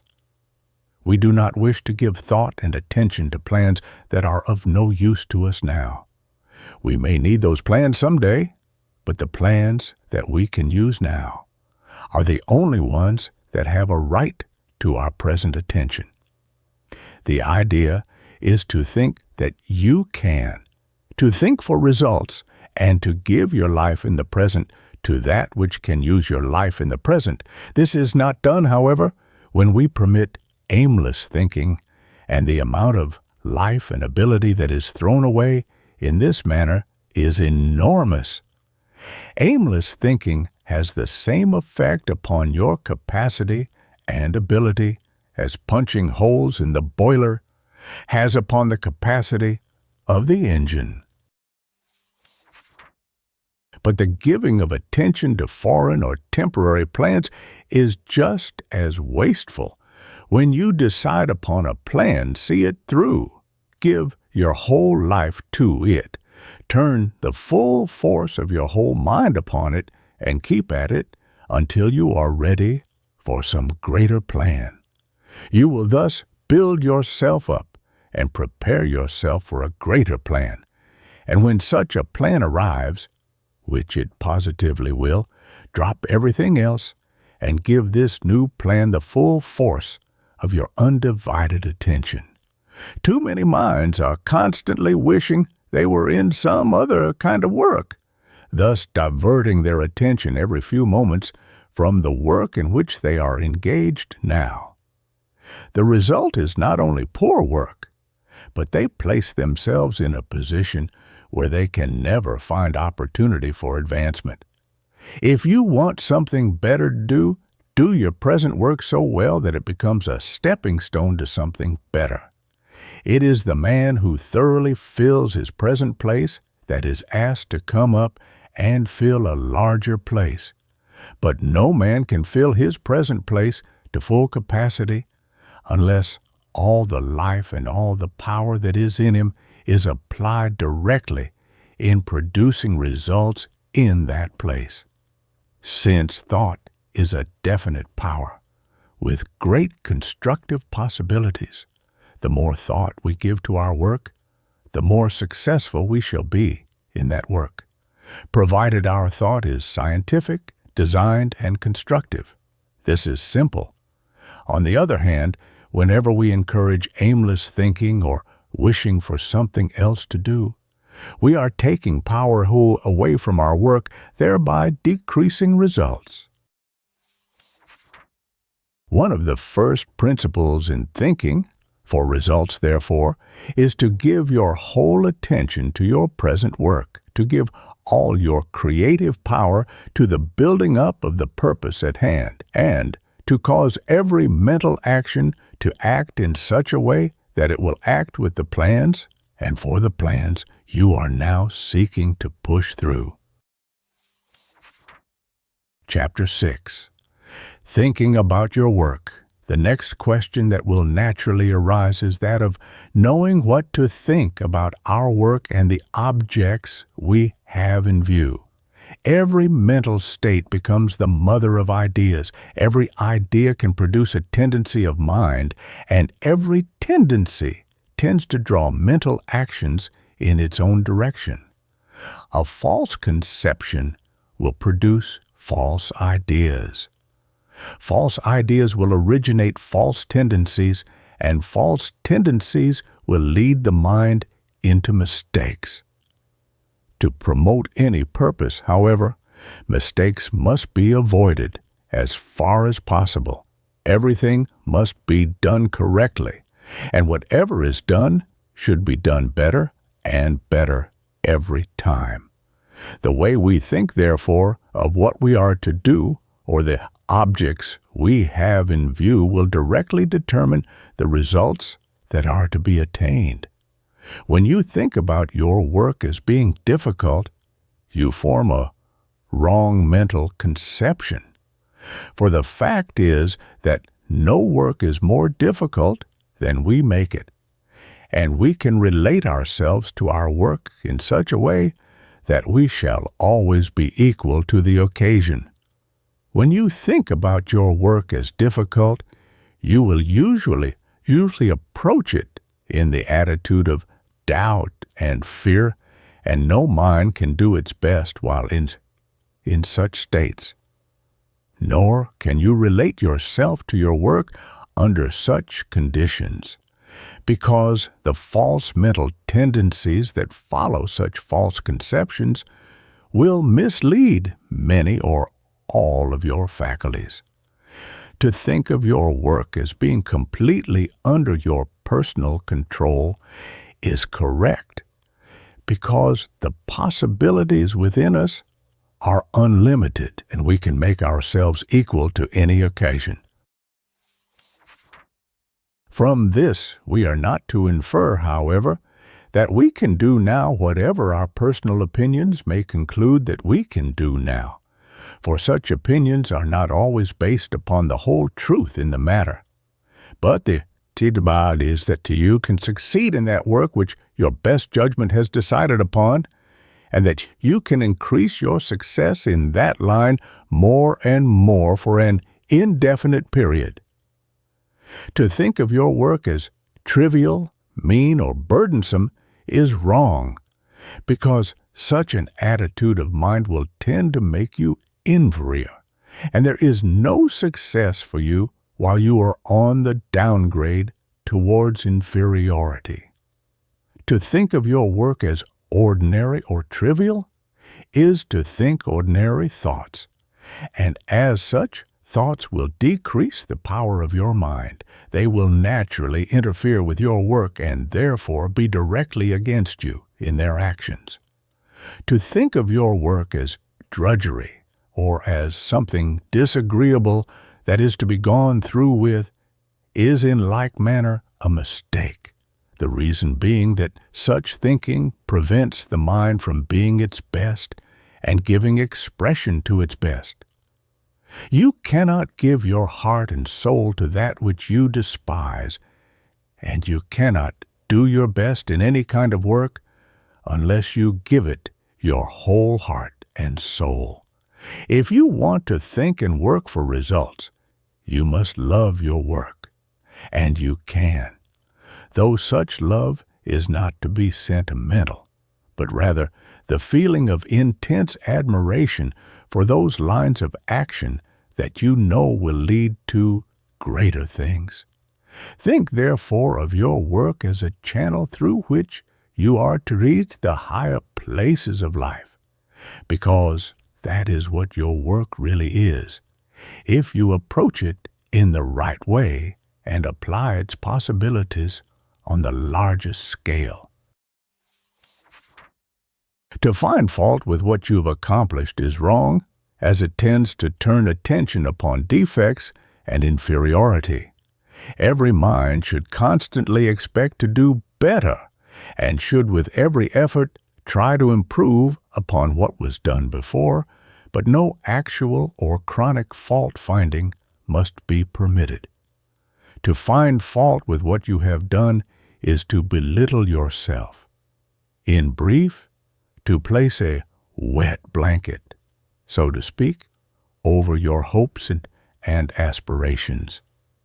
Instead, you should think of your work as very good considering your present development, but you should set your whole heart and soul upon the attainment of something far superior. Think constantly of your work as being susceptible to perpetual improvement. Then proceed to make that thought come true, and you will positively succeed. Every mental process that you turn into your work must be constructive. Your object is progress towards the goal you have in view. Therefore, every process that you place in action, whether in mind or personality, must be a building process. But your desire to make those processes constructive will not alone make them so. The idea of constant enlargement must be the very soul of every thought, and the whole of your mentality must live and act in a state of expanding consciousness. In the growing mind, there is an interior, ever-increasing feeling of the consciousness of enlargement and expansion, which we should cultivate extensively. And in this feeling, every process of thinking should move. The thought that you put into your work will increase or decrease your capacity, and will consequently either promote or retard your progress. And here we should remember that the thought you put into your work is the thought you think while you work. While you work, you are actually giving a part of yourself to that which you are doing. But if you are giving your life and power correctly, you will receive more than you give. That is, the reaction will be greater than the action. In order to give correctly of your life and power in this manner, or rather, to think correctly while at work, every mental action and expression at the time should be permeated with the spirit of expansion, improvement, and advancement. In brief, you should feel that the effort you put into your work is actually developing yourself. And this is precisely what is taking place in every mind that thinks scientifically, constructively, and according to a definite purpose while at work. Your thought about the progress of your work is very important, and such thought should always be that of success. If you are determined to succeed, your work is already a success, and it is strictly scientific to think of it as such. When the seed is good and has been placed in good soil, we can truthfully say that a good harvest will be forthcoming. In like manner, you can truthfully say that you are a success when all the elements needed to produce success have been placed in action in your own mind and personality. Too many minds, however, do not recognize success until they see the physical results, and for this very reason, the physical results are frequently limited or of inferior worth. The reason being that the real spirit of success was absent during the actions of that process through which the physical results were being produced. But the cause of success has the same right to recognition as the effect of success. And if the cause is recognized in the beginning, the effects will become much larger because the process will contain a much larger measure of the spirit of success. When we give conscious recognition to a cause, we increase its power. When you have selected a work and have resolved to put your whole life into it, you are already a success in that work. And it is perfectly right for you to think of yourself as a success. The cause of that success has been created. Therefore, that success already does exist. And by giving it faith, encouragement, and mental power, it will continue to grow and will finally produce all kinds of rich harvests or tangible results in the external world. When a powerful cause has been created, the effect is inevitable, provided it is not destroyed during its process of expression. Wrong thought, however, has a tendency to destroy every constructive cause that may have been placed in action in the mind. Therefore, we must think correctly, harmoniously, and constructively of every process of thought or action all along the line. That is, we should give every good cause definite recognition as an individual power and give it full right of way in our world. To create a good cause and then ignore it is to deprive it of life during its infancy. But this is the very thing we do when we proceed in the belief that we may succeed someday. Say instead, and say it with all the power of mind and soul, I am success now. Every true effort is successful because it not only has the power to produce success, but is actually working out successful results. And if it is encouraged, pushed, and promoted, it will positively express the success desired in real life. To push or promote a true effort, we should think of it as being already an individual power for success, because that is what it is.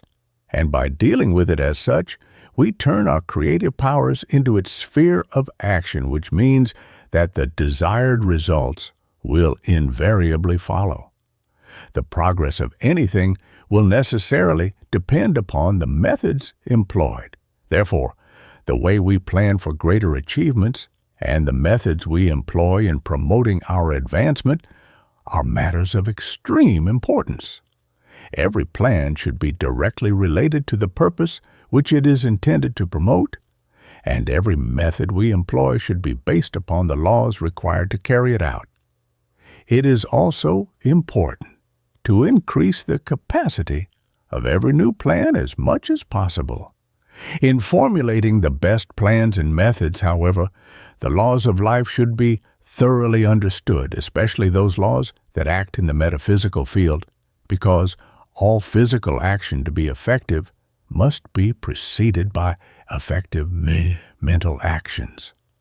But in addition to having the right methods, the right plans, and the knowledge of constructive action, physical and mental, we must also have a powerful faith if we wish to work and think for results.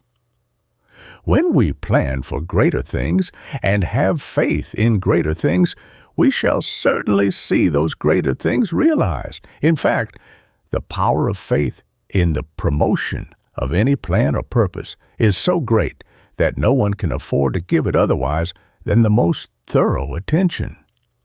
Though faith in one of its phases is what may be termed a mental attitude, an attitude with an upward look, still it is in its most important phase a positive mental force. The mental force or action of faith is always elevating, expanding, and constructive.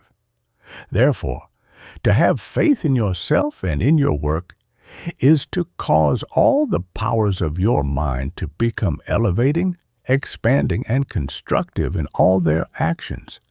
Faith always tends to build, and it builds the loftier, the perfect, and the more worthy. Doubt, however, retards and retreats. It is a depressing mental state that we cannot afford to entertain for a moment, but such a state can be removed at once by cultivating faith.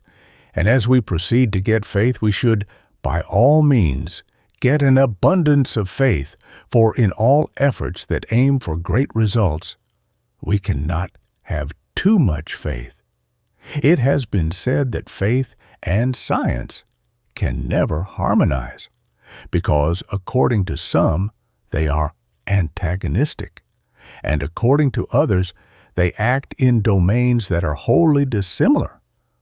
But no matter what the views of the past may be on the subject, the fact is that there is nothing more scientific than faith, and also that there is nothing that will aid the mind more in becoming scientific and constructive than a thorough realization as well as expression of the spirit of faith. The more familiar we become with real faith, the more convinced we become that faith is indispensable in every effort we make, physical or mental, if the best results are to be secured. In fact, faith must be made the very soul of every thought and the living spirit of every mental action. For this reason, we realize that no greater step forward can be taken than to give faith the first place in life, if our purpose in life is to think and work for results. Chapter 7. Improving Mental Conceptions. Man is as he thinks, and his thoughts are invariably created in the likeness of his mental conceptions of those things of which he thinks about habitually. Therefore, as man improves his mental conceptions of all things, he will improve himself in the same measure. To improve these mental conceptions, attention should always be concentrated upon the ideal of everything of which we think. That is, all thinking should move toward the greater, the larger, and the superior. Whatever we think about, we should always think about its ideal side, its larger side, and its superior side. Everything has two sides, the limited or objective side, and the unlimited or subjective side. When we consider only the limited objective side of those things, we think about our mental conceptions will be small, superficial, and materialistic. But when we consider the unlimited subjective side of those things, our mental conceptions will be larger, finer, and of far superior worth. The capacity, the power, and the brilliancy of the mind depends entirely upon its mental conceptions. If the mental conceptions are formed in the likeness of the external, common, or the ordinary, the mind will be inferior in every respect, and vice versa. It is therefore of the highest importance that every mental conception be as high, as perfect, and as ideal as it is possible to make it. And to bring this about, it is necessary to train the mind to concentrate attention upon the ideal side of everything, and to think with the larger, the greater, and the superior always in view. When thinking about persons, no mental conceptions should be formed of the mere external or personal side. The superior man alone should receive direct attention. To look through the person, so to speak, and view the inner possibilities and all the worthy qualities that we know to exist back of the imperfect manifestation. This is the correct and the scientific way to think about the people we meet. When we analyze the inferior things we see about a person and permit those things to affect our minds, we form inferior and detrimental conceptions in our own minds. When we think a great deal about the smallness we imagine we see in others, we tend to breed smallness in ourselves. But when we think only of the larger and the better side of others, we cause our minds to rise in the scale and thus gain power and understanding we never had before. In this connection, the law is that when we look with deep interest for everything that is superior in others, we actually develop the superior in ourselves. When we think of the body, we should not think of it as common flesh, as the majority do, because the physical form will tend to express the crude and the common when we think of it in that way. When your mental actions are low, crude, and coarse, your body will have an ordinary earthy appearance. But when those actions are highly refined, your body will express a more refined appearance to correspond. All such actions constitute or are produced by the thoughts we think. Therefore, all our mental actions are as crude or as fine as our thoughts themselves. To be scientific in this, however, we should think of the body as a great temple with millions of apartments, each one furnished most gorgeously with nature's own wealth and beauty. And this is what the body really is. Every cell of the body, when viewed under a microscope, is like a crystal palace, and the body is composed of millions of such. We should always think of the body as a divinely formed structure, as an ideal creation, and we should mentally view its perfect elements, its forces and laws in this manner. As they perform their daily miracles, we should think of the body as it is in its true inner self, as it is in its fine and delicate structures, and we should not think of those imperfections in its appearance which our own crude mental actions have produced. For when we form in mind the highest conception possible of the ideal physical form, we will not only cause the body to grow more beautiful every year, but we will also enrich the mind with thoughts of high and superior worth. When we think of the mind, we should not think of its flaws or undeveloped states, but try to realize how great and wonderful the mind really is, and then hold attention upon our highest conception of true greatness. When all our mental activities move towards this lofty idea of a brilliant and prodigious mind, we shall steadily develop our own mind up to that superior state. For according to a well-known metaphysical law, we mentally move towards the ideals we persistently hold in mind. Therefore, by directing our attention upon the greater side of the mind, we shall actually arise into mental greatness, thus tending directly to develop superiority in our own minds. This is the path to mental greatness, but it is so simple that few have found it. When we think about life, we should always view the sunny side of personal existence and the real life of interior existence. Instead of viewing life as a burden or as a misery, to be endured now that glory may come in the future, we should think of the unbounded possibilities that real life has in store here and now.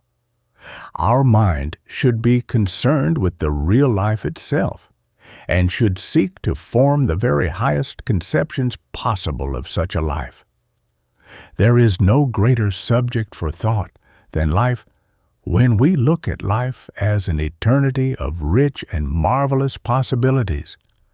And to view life in this way will not only elevate and enlarge the mind, but will also give us the conscious realization of a continuous increase in life. And as life increases, everything in mind and personality will increase to correspond. A great life produces a great mind and a high soul. But to attain the greater life, we must enlarge our view of life, and this we do by turning all attention upon real life itself and the marvelous possibilities of real life. Realizing these facts, we should never think of that which is small when we have the capacity to think of that which is great. And we all can think of the great. There is a beautiful and a wonderful side to all life, and the possibilities of all life are unbounded. We, therefore, understand the value of training ourselves to take the correct view of life. For to think of the larger and the more beautiful side of all life is to enlarge and beautify the life that is in us. The same principle should be observed in all our thought about nature, and to learn how to enter into that perfect communion with nature, where we can see her real beauty and her wonderful power, is to apply a faculty that deserves the highest state of cultivation in every mind. Those mental conceptions that are formed while we are in perfect touch with the true in nature are of exceptional worth and will add largely to the power and superiority of mind. Therefore, when we think of nature, all attention should be concentrated upon the ideal, the beautiful and true side. When we see what may seem to be flaws, it is wisdom to pass them by and never permit them to impress our minds. Even a weed should be thought of with respect because it is also a product of natural law, and it is our privilege to transform the weed into something that has real beauty and worth. But here it is highly important to remember that our power to perfect anything in nature can only increase as we think less of its flaws and more of its hidden splendors. When we come to the subject of our own personal life and experiences, we cannot apply too well the principle of scientific thinking, because what we think of the experiences of today will largely determine what experiences we are to have tomorrow. What we receive from life passes through the channel of experience, and every channel tends to modify that which passes through. The subject, therefore, is vitally important. As frequently stated before, scientific thinking is thinking that produces the larger, the better, the greater, and the superior. Thinking that promotes progress, thinking that produces results. And such thinking is scientific because it is in harmony with the purpose of life, which is to advance constantly in the producing of greater and greater results. Consequently, to think scientifically about experience, every mental conception formed by experience should be formed in the likeness of those facts that will be found back of the experience. Every experience can teach us something we do not know. Therefore, instead of deploring the experience, we should receive it with joy and proceed at once to look for the truth it has come to convey. No experience will be unpleasant if we meet it with the one desire to know what it has to teach, and what is better still, when we think of experience as a messenger of truth, we will form only lofty mental conceptions of all experience. We will thus not only gain much new truth, but we will enrich the mind with these many superior conceptions. In the usual way, we meet unpleasant experiences with a heavy heart, and we meet the pleasant ones with the thought of personal gratification.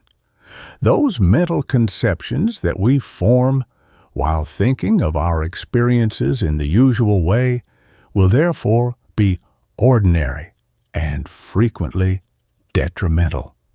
In the meantime, the new truth that those experiences could have conveyed will remain unlearned and undiscovered. The reverses and misfortunes of life are usually looked upon with regret and are deplored as so many obstacles in our way. But such thought is not conducive to good results.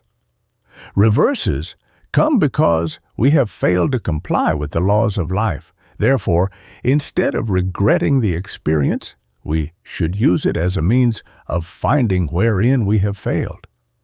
And having done this, we may proceed once more with the positive assurance of gaining increased success. Misfortunes may also be employed as builders of character, because there is nothing that strengthens the mind and the soul so much as to pass through reverses without being mentally or morally disturbed. The spiritual giant can pass through anything and gain good from anything.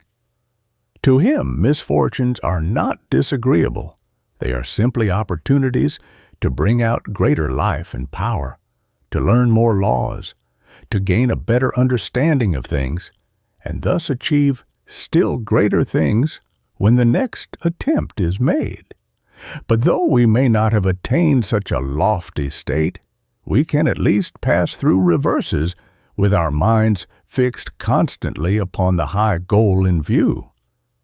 The result will be greater moral stability, greater mental power, and the turning of fate in the direction we ourselves desire to move. That knowledge and power is gained through pain is a well-known belief, and it is one of those beliefs that contains much truth. And it is also true that when we have learned the lesson the pain came to teach, the pain disappears. When the pain is felt, attention should at once be directed upon that finer and larger life that lies back of the personal man. We feel pain because the outer forces are not in harmony with the more perfect life within. Therefore, to remove the pain, this harmony must be restored. To restore this harmony, we should proceed to gain consciousness of the finer forces of the inner life. Because when we become conscious of the inner life, which is always in harmony, the disorder of the outer life will disappear. The more we think of the pain, the more conscious we become of the discord in the outer life, and the more difficult it becomes to gain consciousness of the harmony of the inner life. Therefore, to think scientifically about pain is to take the mind beyond pain into the inner realms of life where perfect harmony reigns. The result will be freedom from pain and the discovery of a new interior world. When we take this higher view of imperfections, misfortune, troubles, and the like, we gradually work ourselves out of the lower and the confused, and will ere long get out of them entirely. It is therefore evident that when we think scientifically about the ills of life, we proceed directly to rise above them, and will therefore meet them no more. This is perfectly natural, because when your thoughts are high, you will rise in the scale. You will leave behind the inferior and the wrong, and you will enter into the possession of the superior and the right. When we think about ourselves, we should always think about the unlimited possibilities of the within. Attention should be directed upon the larger self, and every thought should be formed in the likeness of the highest mental conceptions that we can form of the superior. We may, however, recognize the existence of flaws in our measure. In fact, it is necessary to know where the weak places are in order to remove them. But the mind should never hold its attention upon those weak places. The mental eye should never look upon the imperfect, but should look through it and direct its vision towards the ideal. And here we find the reason why the average person does not improve as he should. The fact is, he thinks of himself as he appears to be in the limited personal self. He patterns his thought after the small life that he can see in the outer self. And as man is as he thinks, he will therefore not rise above the quality or the nature of his own thought. No one can rise any higher than his thoughts. Therefore, so long as your thoughts are like your present limited personal life, you will never become any more than you are now. The mind, however, that transcends its present states, talents, and qualities, and tries to gain mental conceptions of the larger and the superior, will steadily rise and become as large as those new conceptions that have been formed, and may later rise still higher, thus reaching greater heights of consciousness, ability, and power than was dreamed of before. In the world of feeling, the thorough application of the law of scientific thought is extremely important. The reason being that we generally live upon those planes where our feelings are the strongest. All our feelings, therefore, should be transformed to the highest planes of thought and living that we can possibly think of. But since feelings deal principally with forces, whether in mind or personality, it is in the world of force that we shall have to direct our attention if a change of feeling is to be made. And this is done very simply by training the mind to always try to feel the finer and the more powerful forces that are back of every state, condition, or action. Whenever anything takes place in your system, try to feel the finer forces in that part of the system where the action is taking place. This experience may not give you any new sensation at first, but you will gradually become conscious of a whole universe of finer life and action within yourself. Then your mind will be living in a much larger world and in a much richer world. These finer life forces that you feel within yourself are the powerful creative energies of the subconscious. And it is these energies that are so valuable in the development of the mind and the reconstruction of the body. Therefore, whenever you exercise the sense of feeling, try to feel the higher and the finer that is in you. You will soon succeed, and the results will not only add enjoyments, both to mind and personality, but will also give you the mastery of new and powerful forces. An expanding and ascending desire should be back of every action of the mind, and all efforts to gain the conscious realization of the new should aim at the very largest mental scope and realization possible. Every desire should desire the largest, the purest, the most refined, and the most perfect expression that present mental capacity can be conscious of. This will add remarkably to the joy of living and will have a refining effect upon the entire system.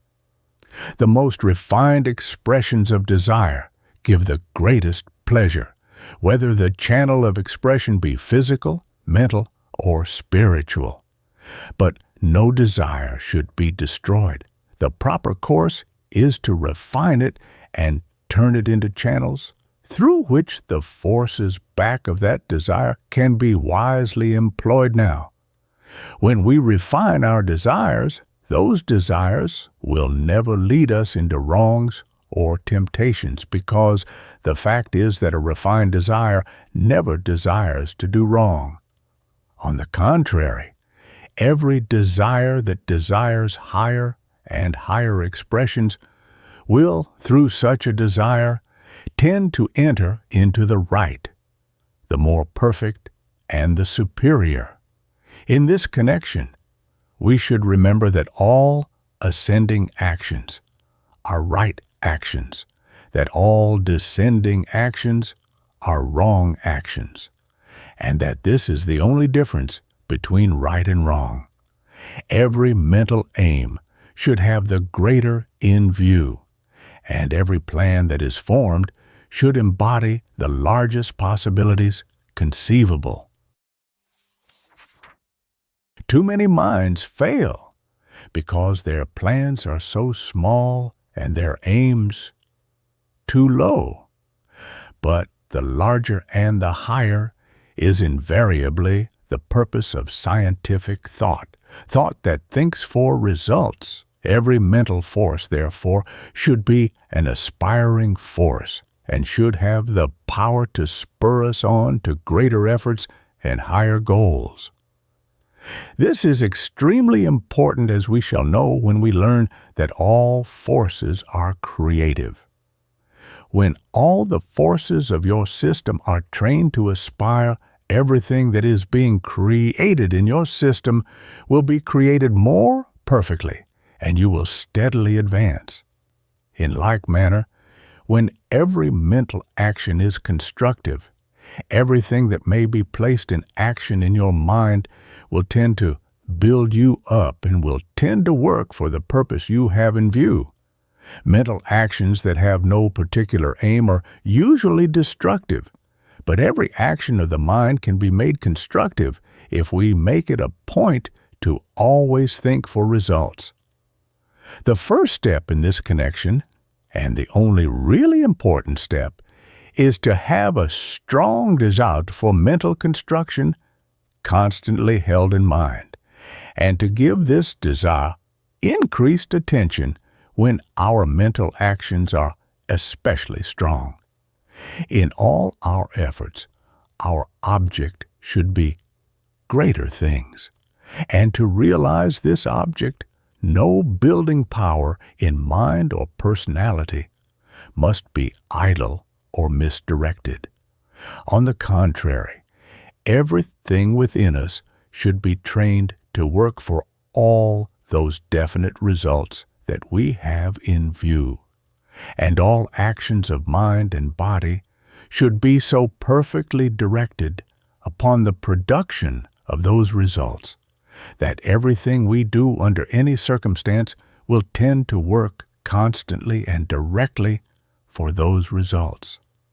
It is when we proceed in this manner that our thinking is right, designed, and scientific, and it is such thinking alone that we can employ when we aim to think for results. Chapter 8. Thinking the Truth. To make the right use of thought, we must make it a practice to think that which is inherently true. Therefore, whatever we think about, we must formulate our thoughts according to the truth which we know to exist within that of which we think. When we think about life, we must think of life as it is in itself, and not as it appears to be in the personal existence of someone who does not know how to use life. There are people who make life a burden, but life in itself is anything but a burden. On the contrary, it is a rare privilege. Therefore, to think of life as a burden is to take the wrong view of life. It is to think the untruth about life. It is to view life from the standpoint of one who has misapplied life. Accordingly, what we judge is not life, but a mistaken opinion about life. Our thought in the matter will thus be foreign to life, and will naturally mislead us when we try to apply it in connection with real living. When we think about life, we must think about real life, and not about some illusion that we might have of life. The average person's thought about life, however, is simply an opinion about his misunderstanding about life, and therefore his thinking is never designed, constructive, nor scientific. Life itself is a joy, a rich blessing, and it means so much that an eternity of mental growth will be required to comprehend its entire meaning. Life is not something that comes and goes. It is something that always is. Neither is life something that can be produced or destroyed. Life is inexhaustible and indestructible and contains within itself a definite and eternal purpose. We should therefore view life according to this idea. And when we gain this right idea of life, we can become more deeply conscious of real life and thus gain possession of more life. This is extremely important because it is only as we gain added life that we can gain added ability and power. When we gain a correct conception of life, we also enter into harmony with the purpose of life, which means to enter the path of continuous advancement along all lines, the result of which will be perpetually increased in all things. When you think about yourself, view yourself as you are at your best, and not as you appear when in the midst of failure. You never fail when you are at your best, and you are true to yourself only when you are at your best. Therefore, if you wish to think the truth about yourself, think about yourself as you are when you are true to yourself, and not as you appear to be when you are false to yourself. Scientific thinking does not recognize weakness of mind or body because you yourself are not weak, and you would never feel weak if you were always true to yourself. Thoughts should never be formed in the likeness of a weak condition, because such thinking will perpetuate the condition of weakness. When weakness is felt, think the truth about yourself. That is, that you are inherently strong, and the weakness will disappear. Form your thought in the likeness of yourself as you are in your real and larger self. That is, as you are when you are true to your whole self, full of life, strength, and vigor. And your thought will become the thought of strength, conveying strength to every part of your system. In the right use of thought, we never permit ourselves to say that we cannot. On the contrary, we continue to believe and say, I can do whatever I undertake to do, and I am equal to every occasion. This is our firm conviction when we have come to that place where we really know what is in us, and it is a conviction that is based upon actual scientific fact. Unlimited possibilities are latent in every mind. Therefore, man is inherently equal to every occasion, and he should claim his whole power at all times. If he does not make himself equal to every occasion, the cause is that he fails to express all that is in him. But the greater capacity that is within anyone cannot fully express itself so long as thought is created in the likeness of weakness, doubt, and limitations. Therefore, the right and scientific use of thought becomes the direct channel through which the greatness that is within man may come forth and act in real life. Man is not naturally in the hands of fate, for the truth is that fate is in the hands of man. Man may appear to be controlled by a destiny that seems distinct from himself, but the real truth is that he himself has created the very life and the very tendency of that destiny. The destiny of every man in his own creation, be it good or otherwise. But so long as he thinks he is in the hands of this destiny, he will fail to intelligently employ his own creations and will accordingly originate adverse circumstances.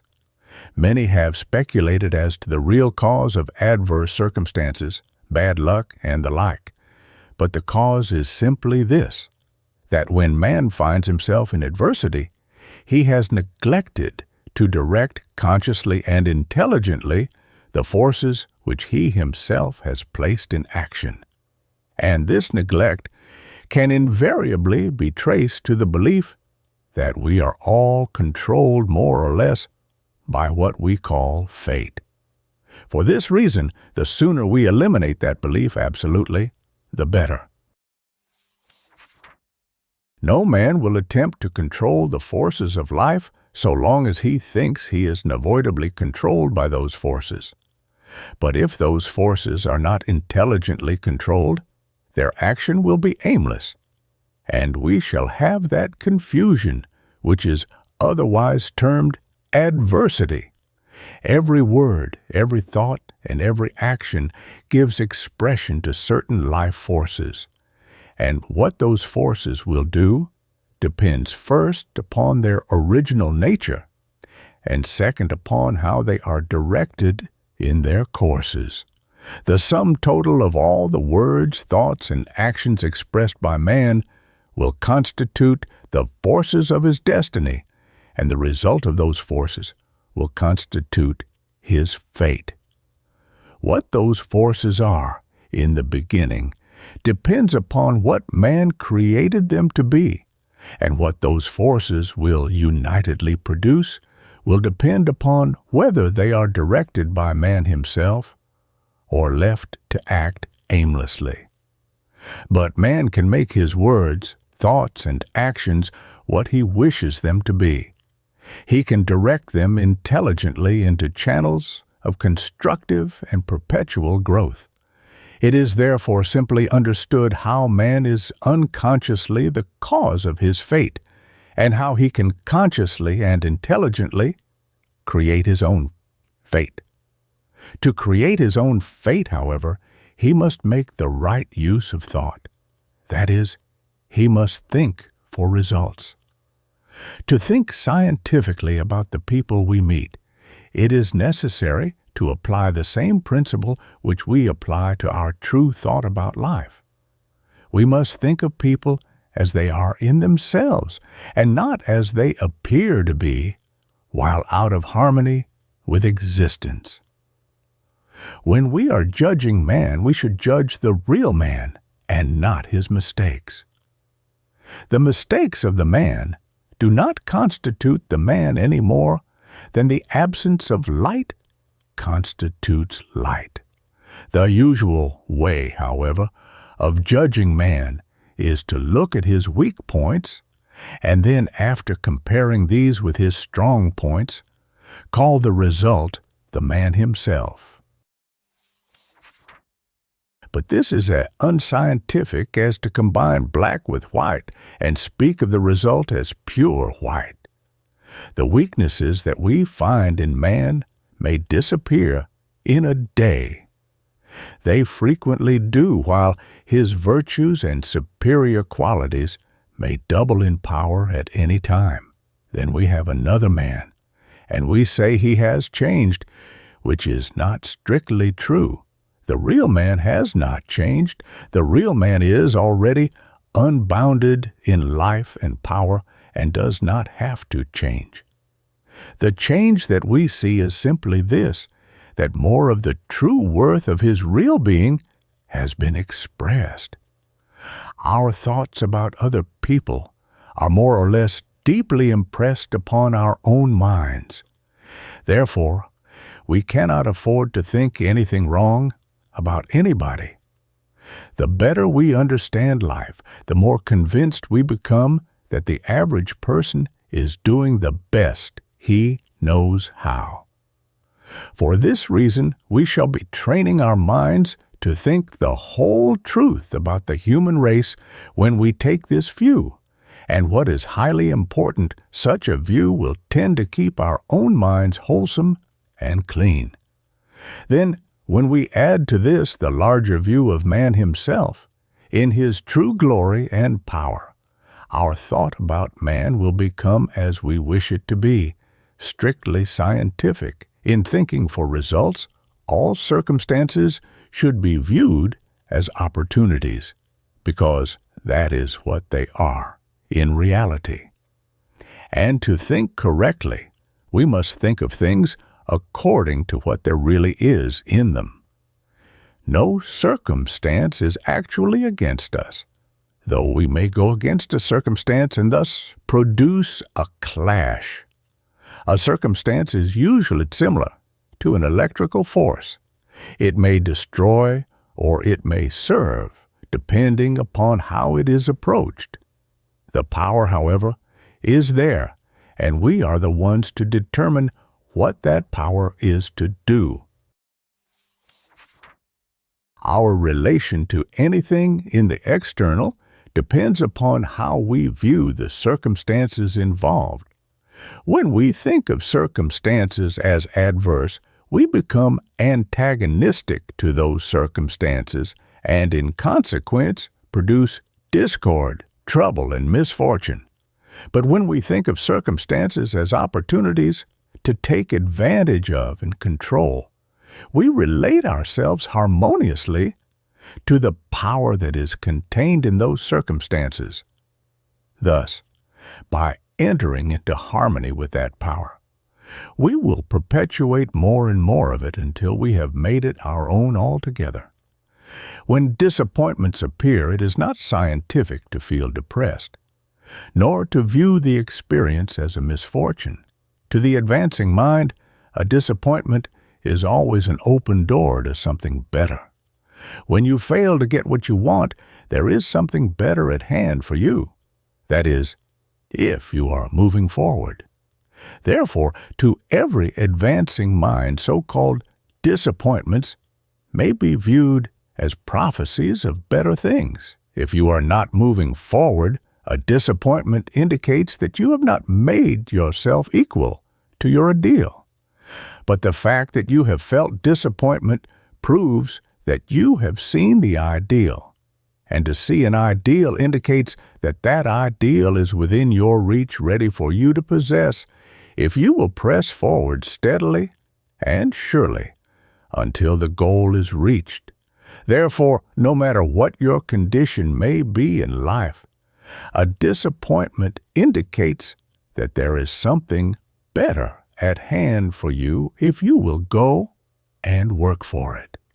For this reason, instead of feeling depressed, you should rejoice and then press on with more faith and enthusiasm than ever, that you may meet your own at the earliest possible moment.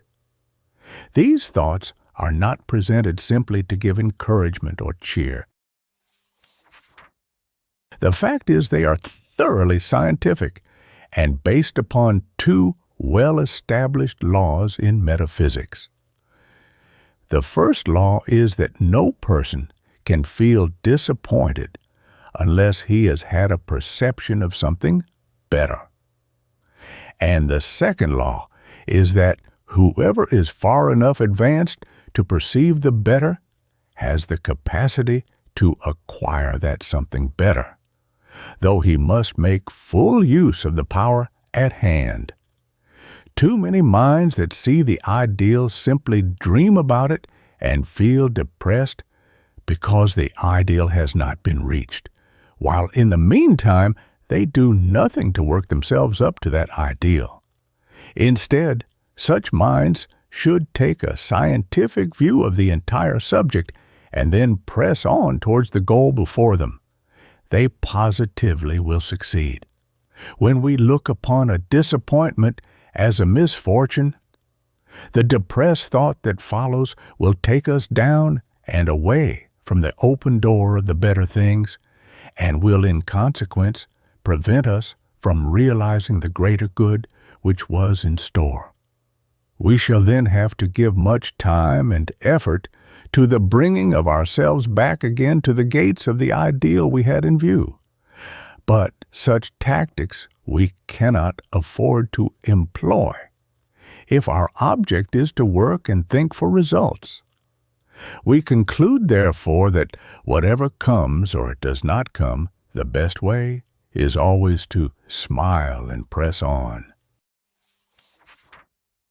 It is scientific to recognize only the sunny side of everything and to expect only the best results from every effort, because the sunny side is the real side and the substantial side, and our thinking should be concerned only with the substantial, or with that which has real or possible worth. Failure is an empty place, so to speak, or a condition involving a group of misdirected actions. To think of failure, therefore, is to produce a mental tendency towards misdirected or abortive actions, and at the same time create thoughts that waste energy. To dwell mentally on the sunny side, however, is to turn all the actions of the mind towards the construction of greater worth in the mind, and accordingly, the habit of dwelling upon the sunny side will invariably tend to develop brilliancy of mind, clearness of thought, and greater intellectual capacity. The principal reason for this is found in the fact that such a mind deals almost entirely with the larger, the greater, and the limitless of the potential. Mind, therefore, naturally expands and develops, and steadily gains in power, comprehension, and lucidity along all lines. To act in harmony with this principle, we should expect the best results from every effort, because the best results do exist potentially in every effort. And to be scientific, we must think of things as they really are in themselves, and not as they appear while in the hands of the incompetent. It is not our purpose to dwell mentally upon the absence of results, but to give all our thought and attention to the right use of those powers within us that actually can produce results. To think scientifically about the health and the wholeness of mind and body is one of the most important essentials of all, because health is indispensable to the highest attainments and the greatest achievements. The principle, however, is that the real man is well, and that you yourself are the real man. When you are thinking about yourself as you really are, and since you, the real you, the individuality, are always well, your thought of yourself is not right and constructive unless you think of yourself as absolutely and permanently well. Every condition in the personal man is the result of habits of thought. Therefore, when you think of yourself as being absolutely and permanently well, you will, through that mode of thinking, give absolute and permanent health to the entire system.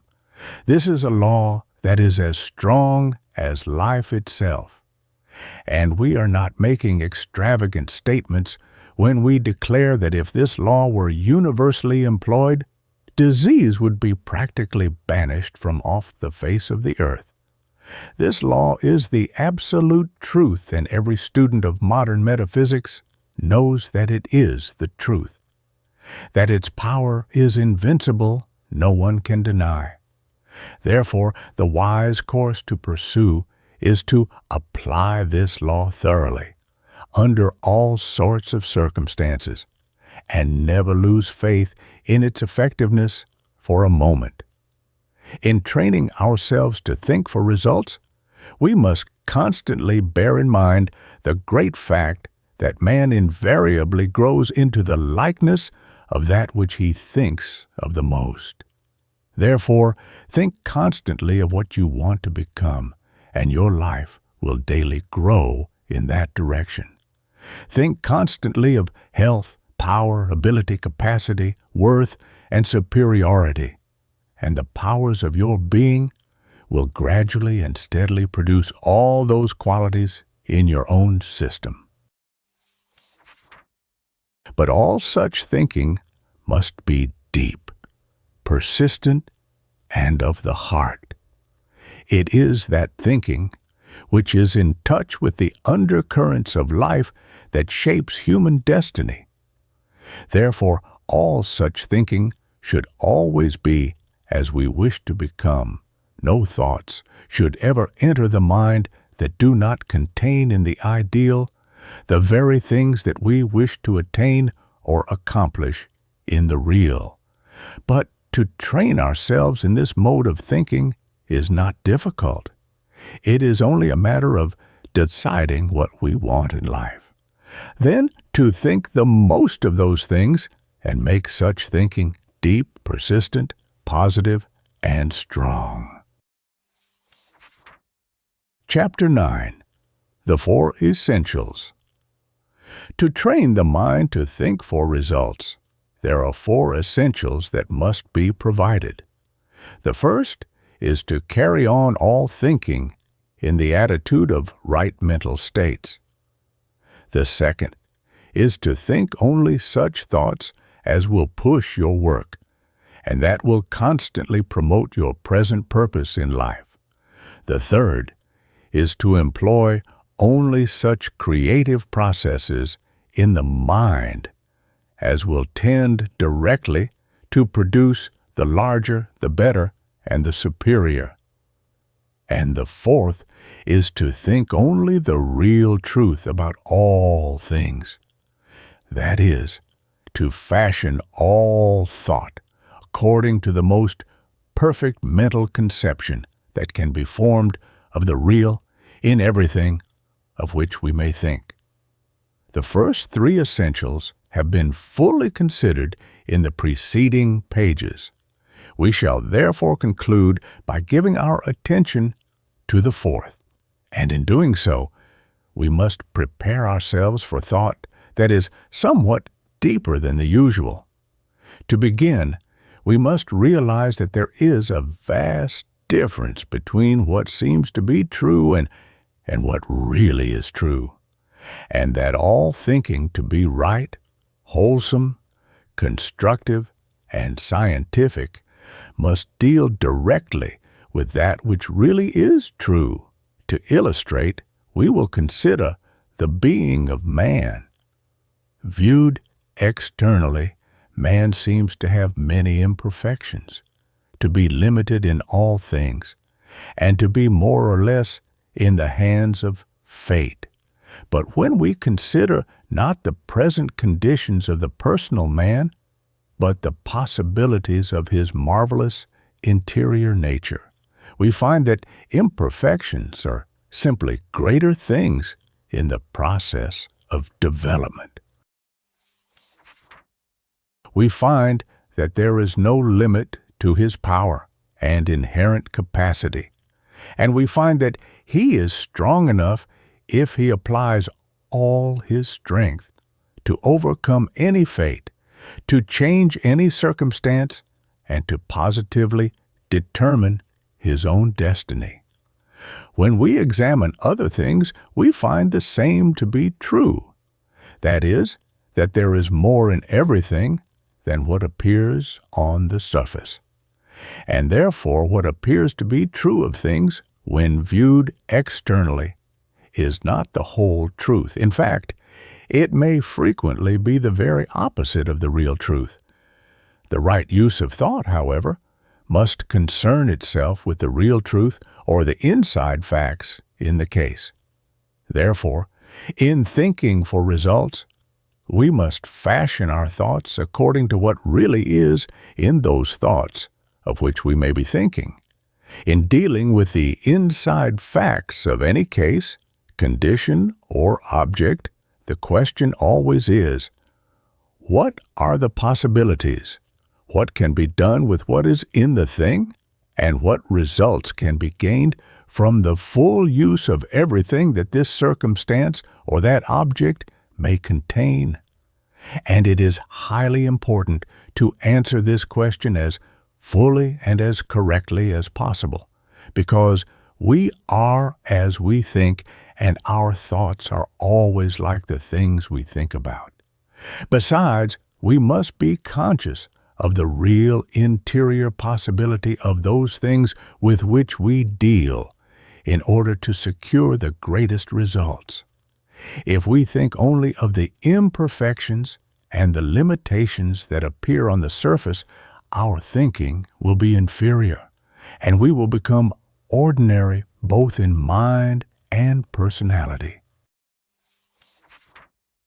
But if we think of what is really true, of the greater possibilities of all things, we will think far greater thoughts, and we will think inspiring thoughts, thoughts that will stir the mind to greater ambition and greater achievement, and the mind will accordingly enter more and more into a larger, greater, and richer world.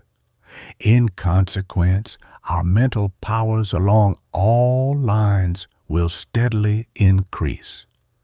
To think what is really true about all things is therefore to think of the greater powers and possibilities that are in all things. And to think the truth in the broadest sense is to direct the mind upon the whole of life, with all its possibilities, and to deal mentally with all the richness, all the power, and all the marvelousness that can be discerned in everything pertaining to life. Or to state it briefly, you have begun to think what is really true when your mind has begun to move constantly toward the vastness of the greater things that lie before us. And here we must remember that there is no end to that vastness, no limit to the greatness that is inherent in life. Therefore, we may go on and on indefinitely thinking more and more truth about everything. And as we do, we shall continue to enrich and enlarge both the talents and the powers of the mind. It is therefore evident that when we think the truth about all things, that is, think of what is really possible in all things, we will cause the mind to enlarge and expand constantly, because as we think of the larger, we invariably enlarge the mind. And the real truth about all things grows larger and larger the further we advance in the pursuit of truth. And the importance of such a mode of thinking becomes more and more evident as we realize that an ever-enlarging mind is an absolute necessity if our aim is to think for results. When we proceed to think the truth about things, we naturally think of the true state of affairs within those things. We think of the power itself, and not of its past use. Therefore, such thinking will invariably keep the mind in a wholesome and harmonious condition. That which is true of the real nature of things must be good and wholesome, and therefore to think of that which is true must necessarily produce wholesome conditions in the mind.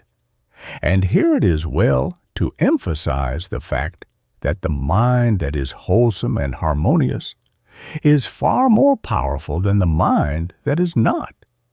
Such a mind, therefore, may secure far greater results, no matter what its work or purpose may be. To think what is really true about everything will for the same reason prevent the formation of detrimental and perverted states of mind, and will also prevent the misdirection of mental energy. This is a fact of great importance to those who aim for results, because in the average mind, the majority of the energies placed in action are either misdirected or applied in such a way as to be of no permanent value. Another fact that needs emphasis in this connection is that the thinking of truth will tend to bring out all that is in us. And the reason is that when we think of what there really is in everything, the mind becomes more penetrating as well as more comprehensive in its scope of action.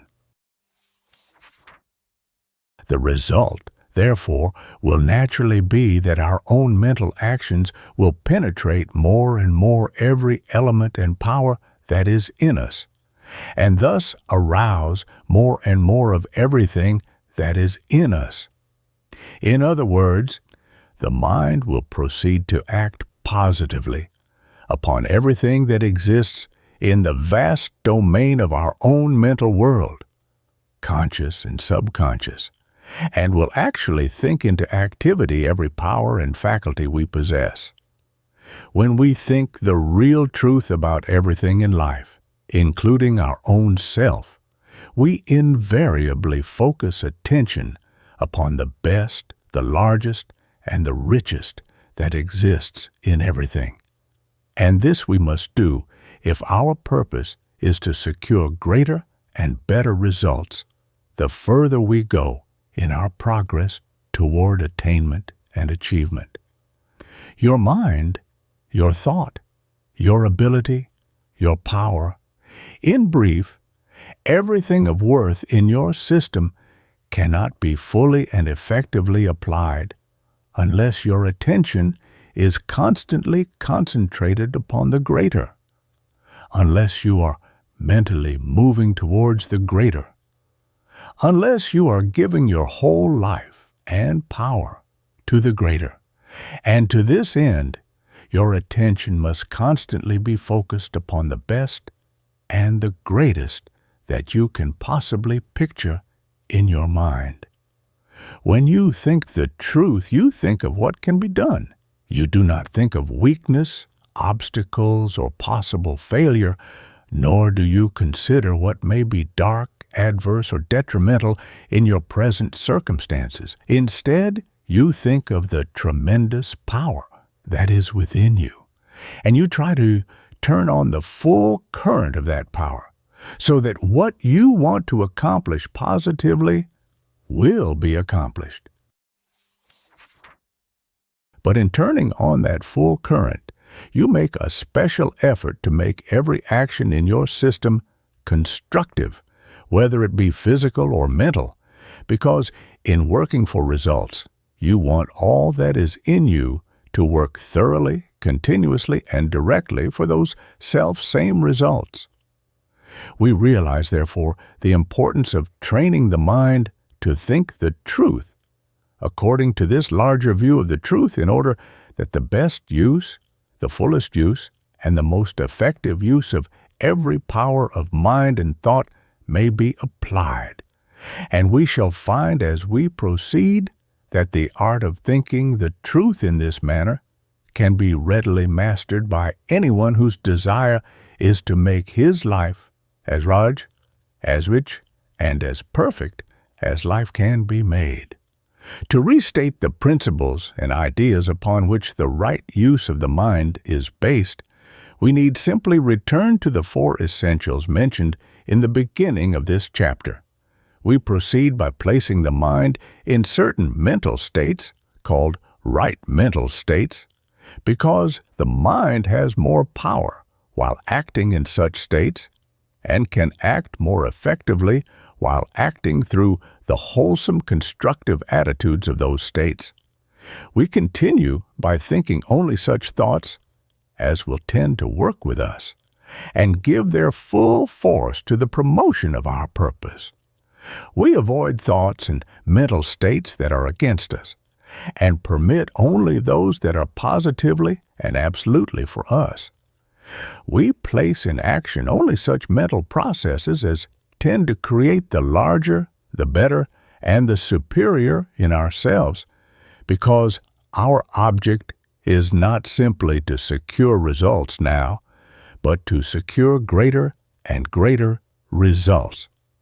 And to promote this object, we must constantly develop the larger, the better, and the superior in ourselves. Lastly, we make it a special point to think the real truth about all things. That is, we form our mental conceptions, our ideas, and our thoughts in the exact likeness of the great, the marvelous, and the limitless that is inherent in all life. We aim to fashion our thoughts according to everything that is great, lofty, and of superior worth, so that we may think great thoughts because we are as we think. When our thoughts are small, we will become small, weak, and inefficient. But when our thoughts are great, we will become great, powerful, and efficient. This is the law. And as we apply this law as fully and as effectively as we possibly can, we shall positively become much and achieve much. And the object we have in view, the securing of greater and greater results, will be realized. Therefore, in all our thinking, we focus all the actions of mind upon the unbounded possibilities that are inherent in ourselves, that are inherent in all things, that are inherent in the vastness of the cosmos.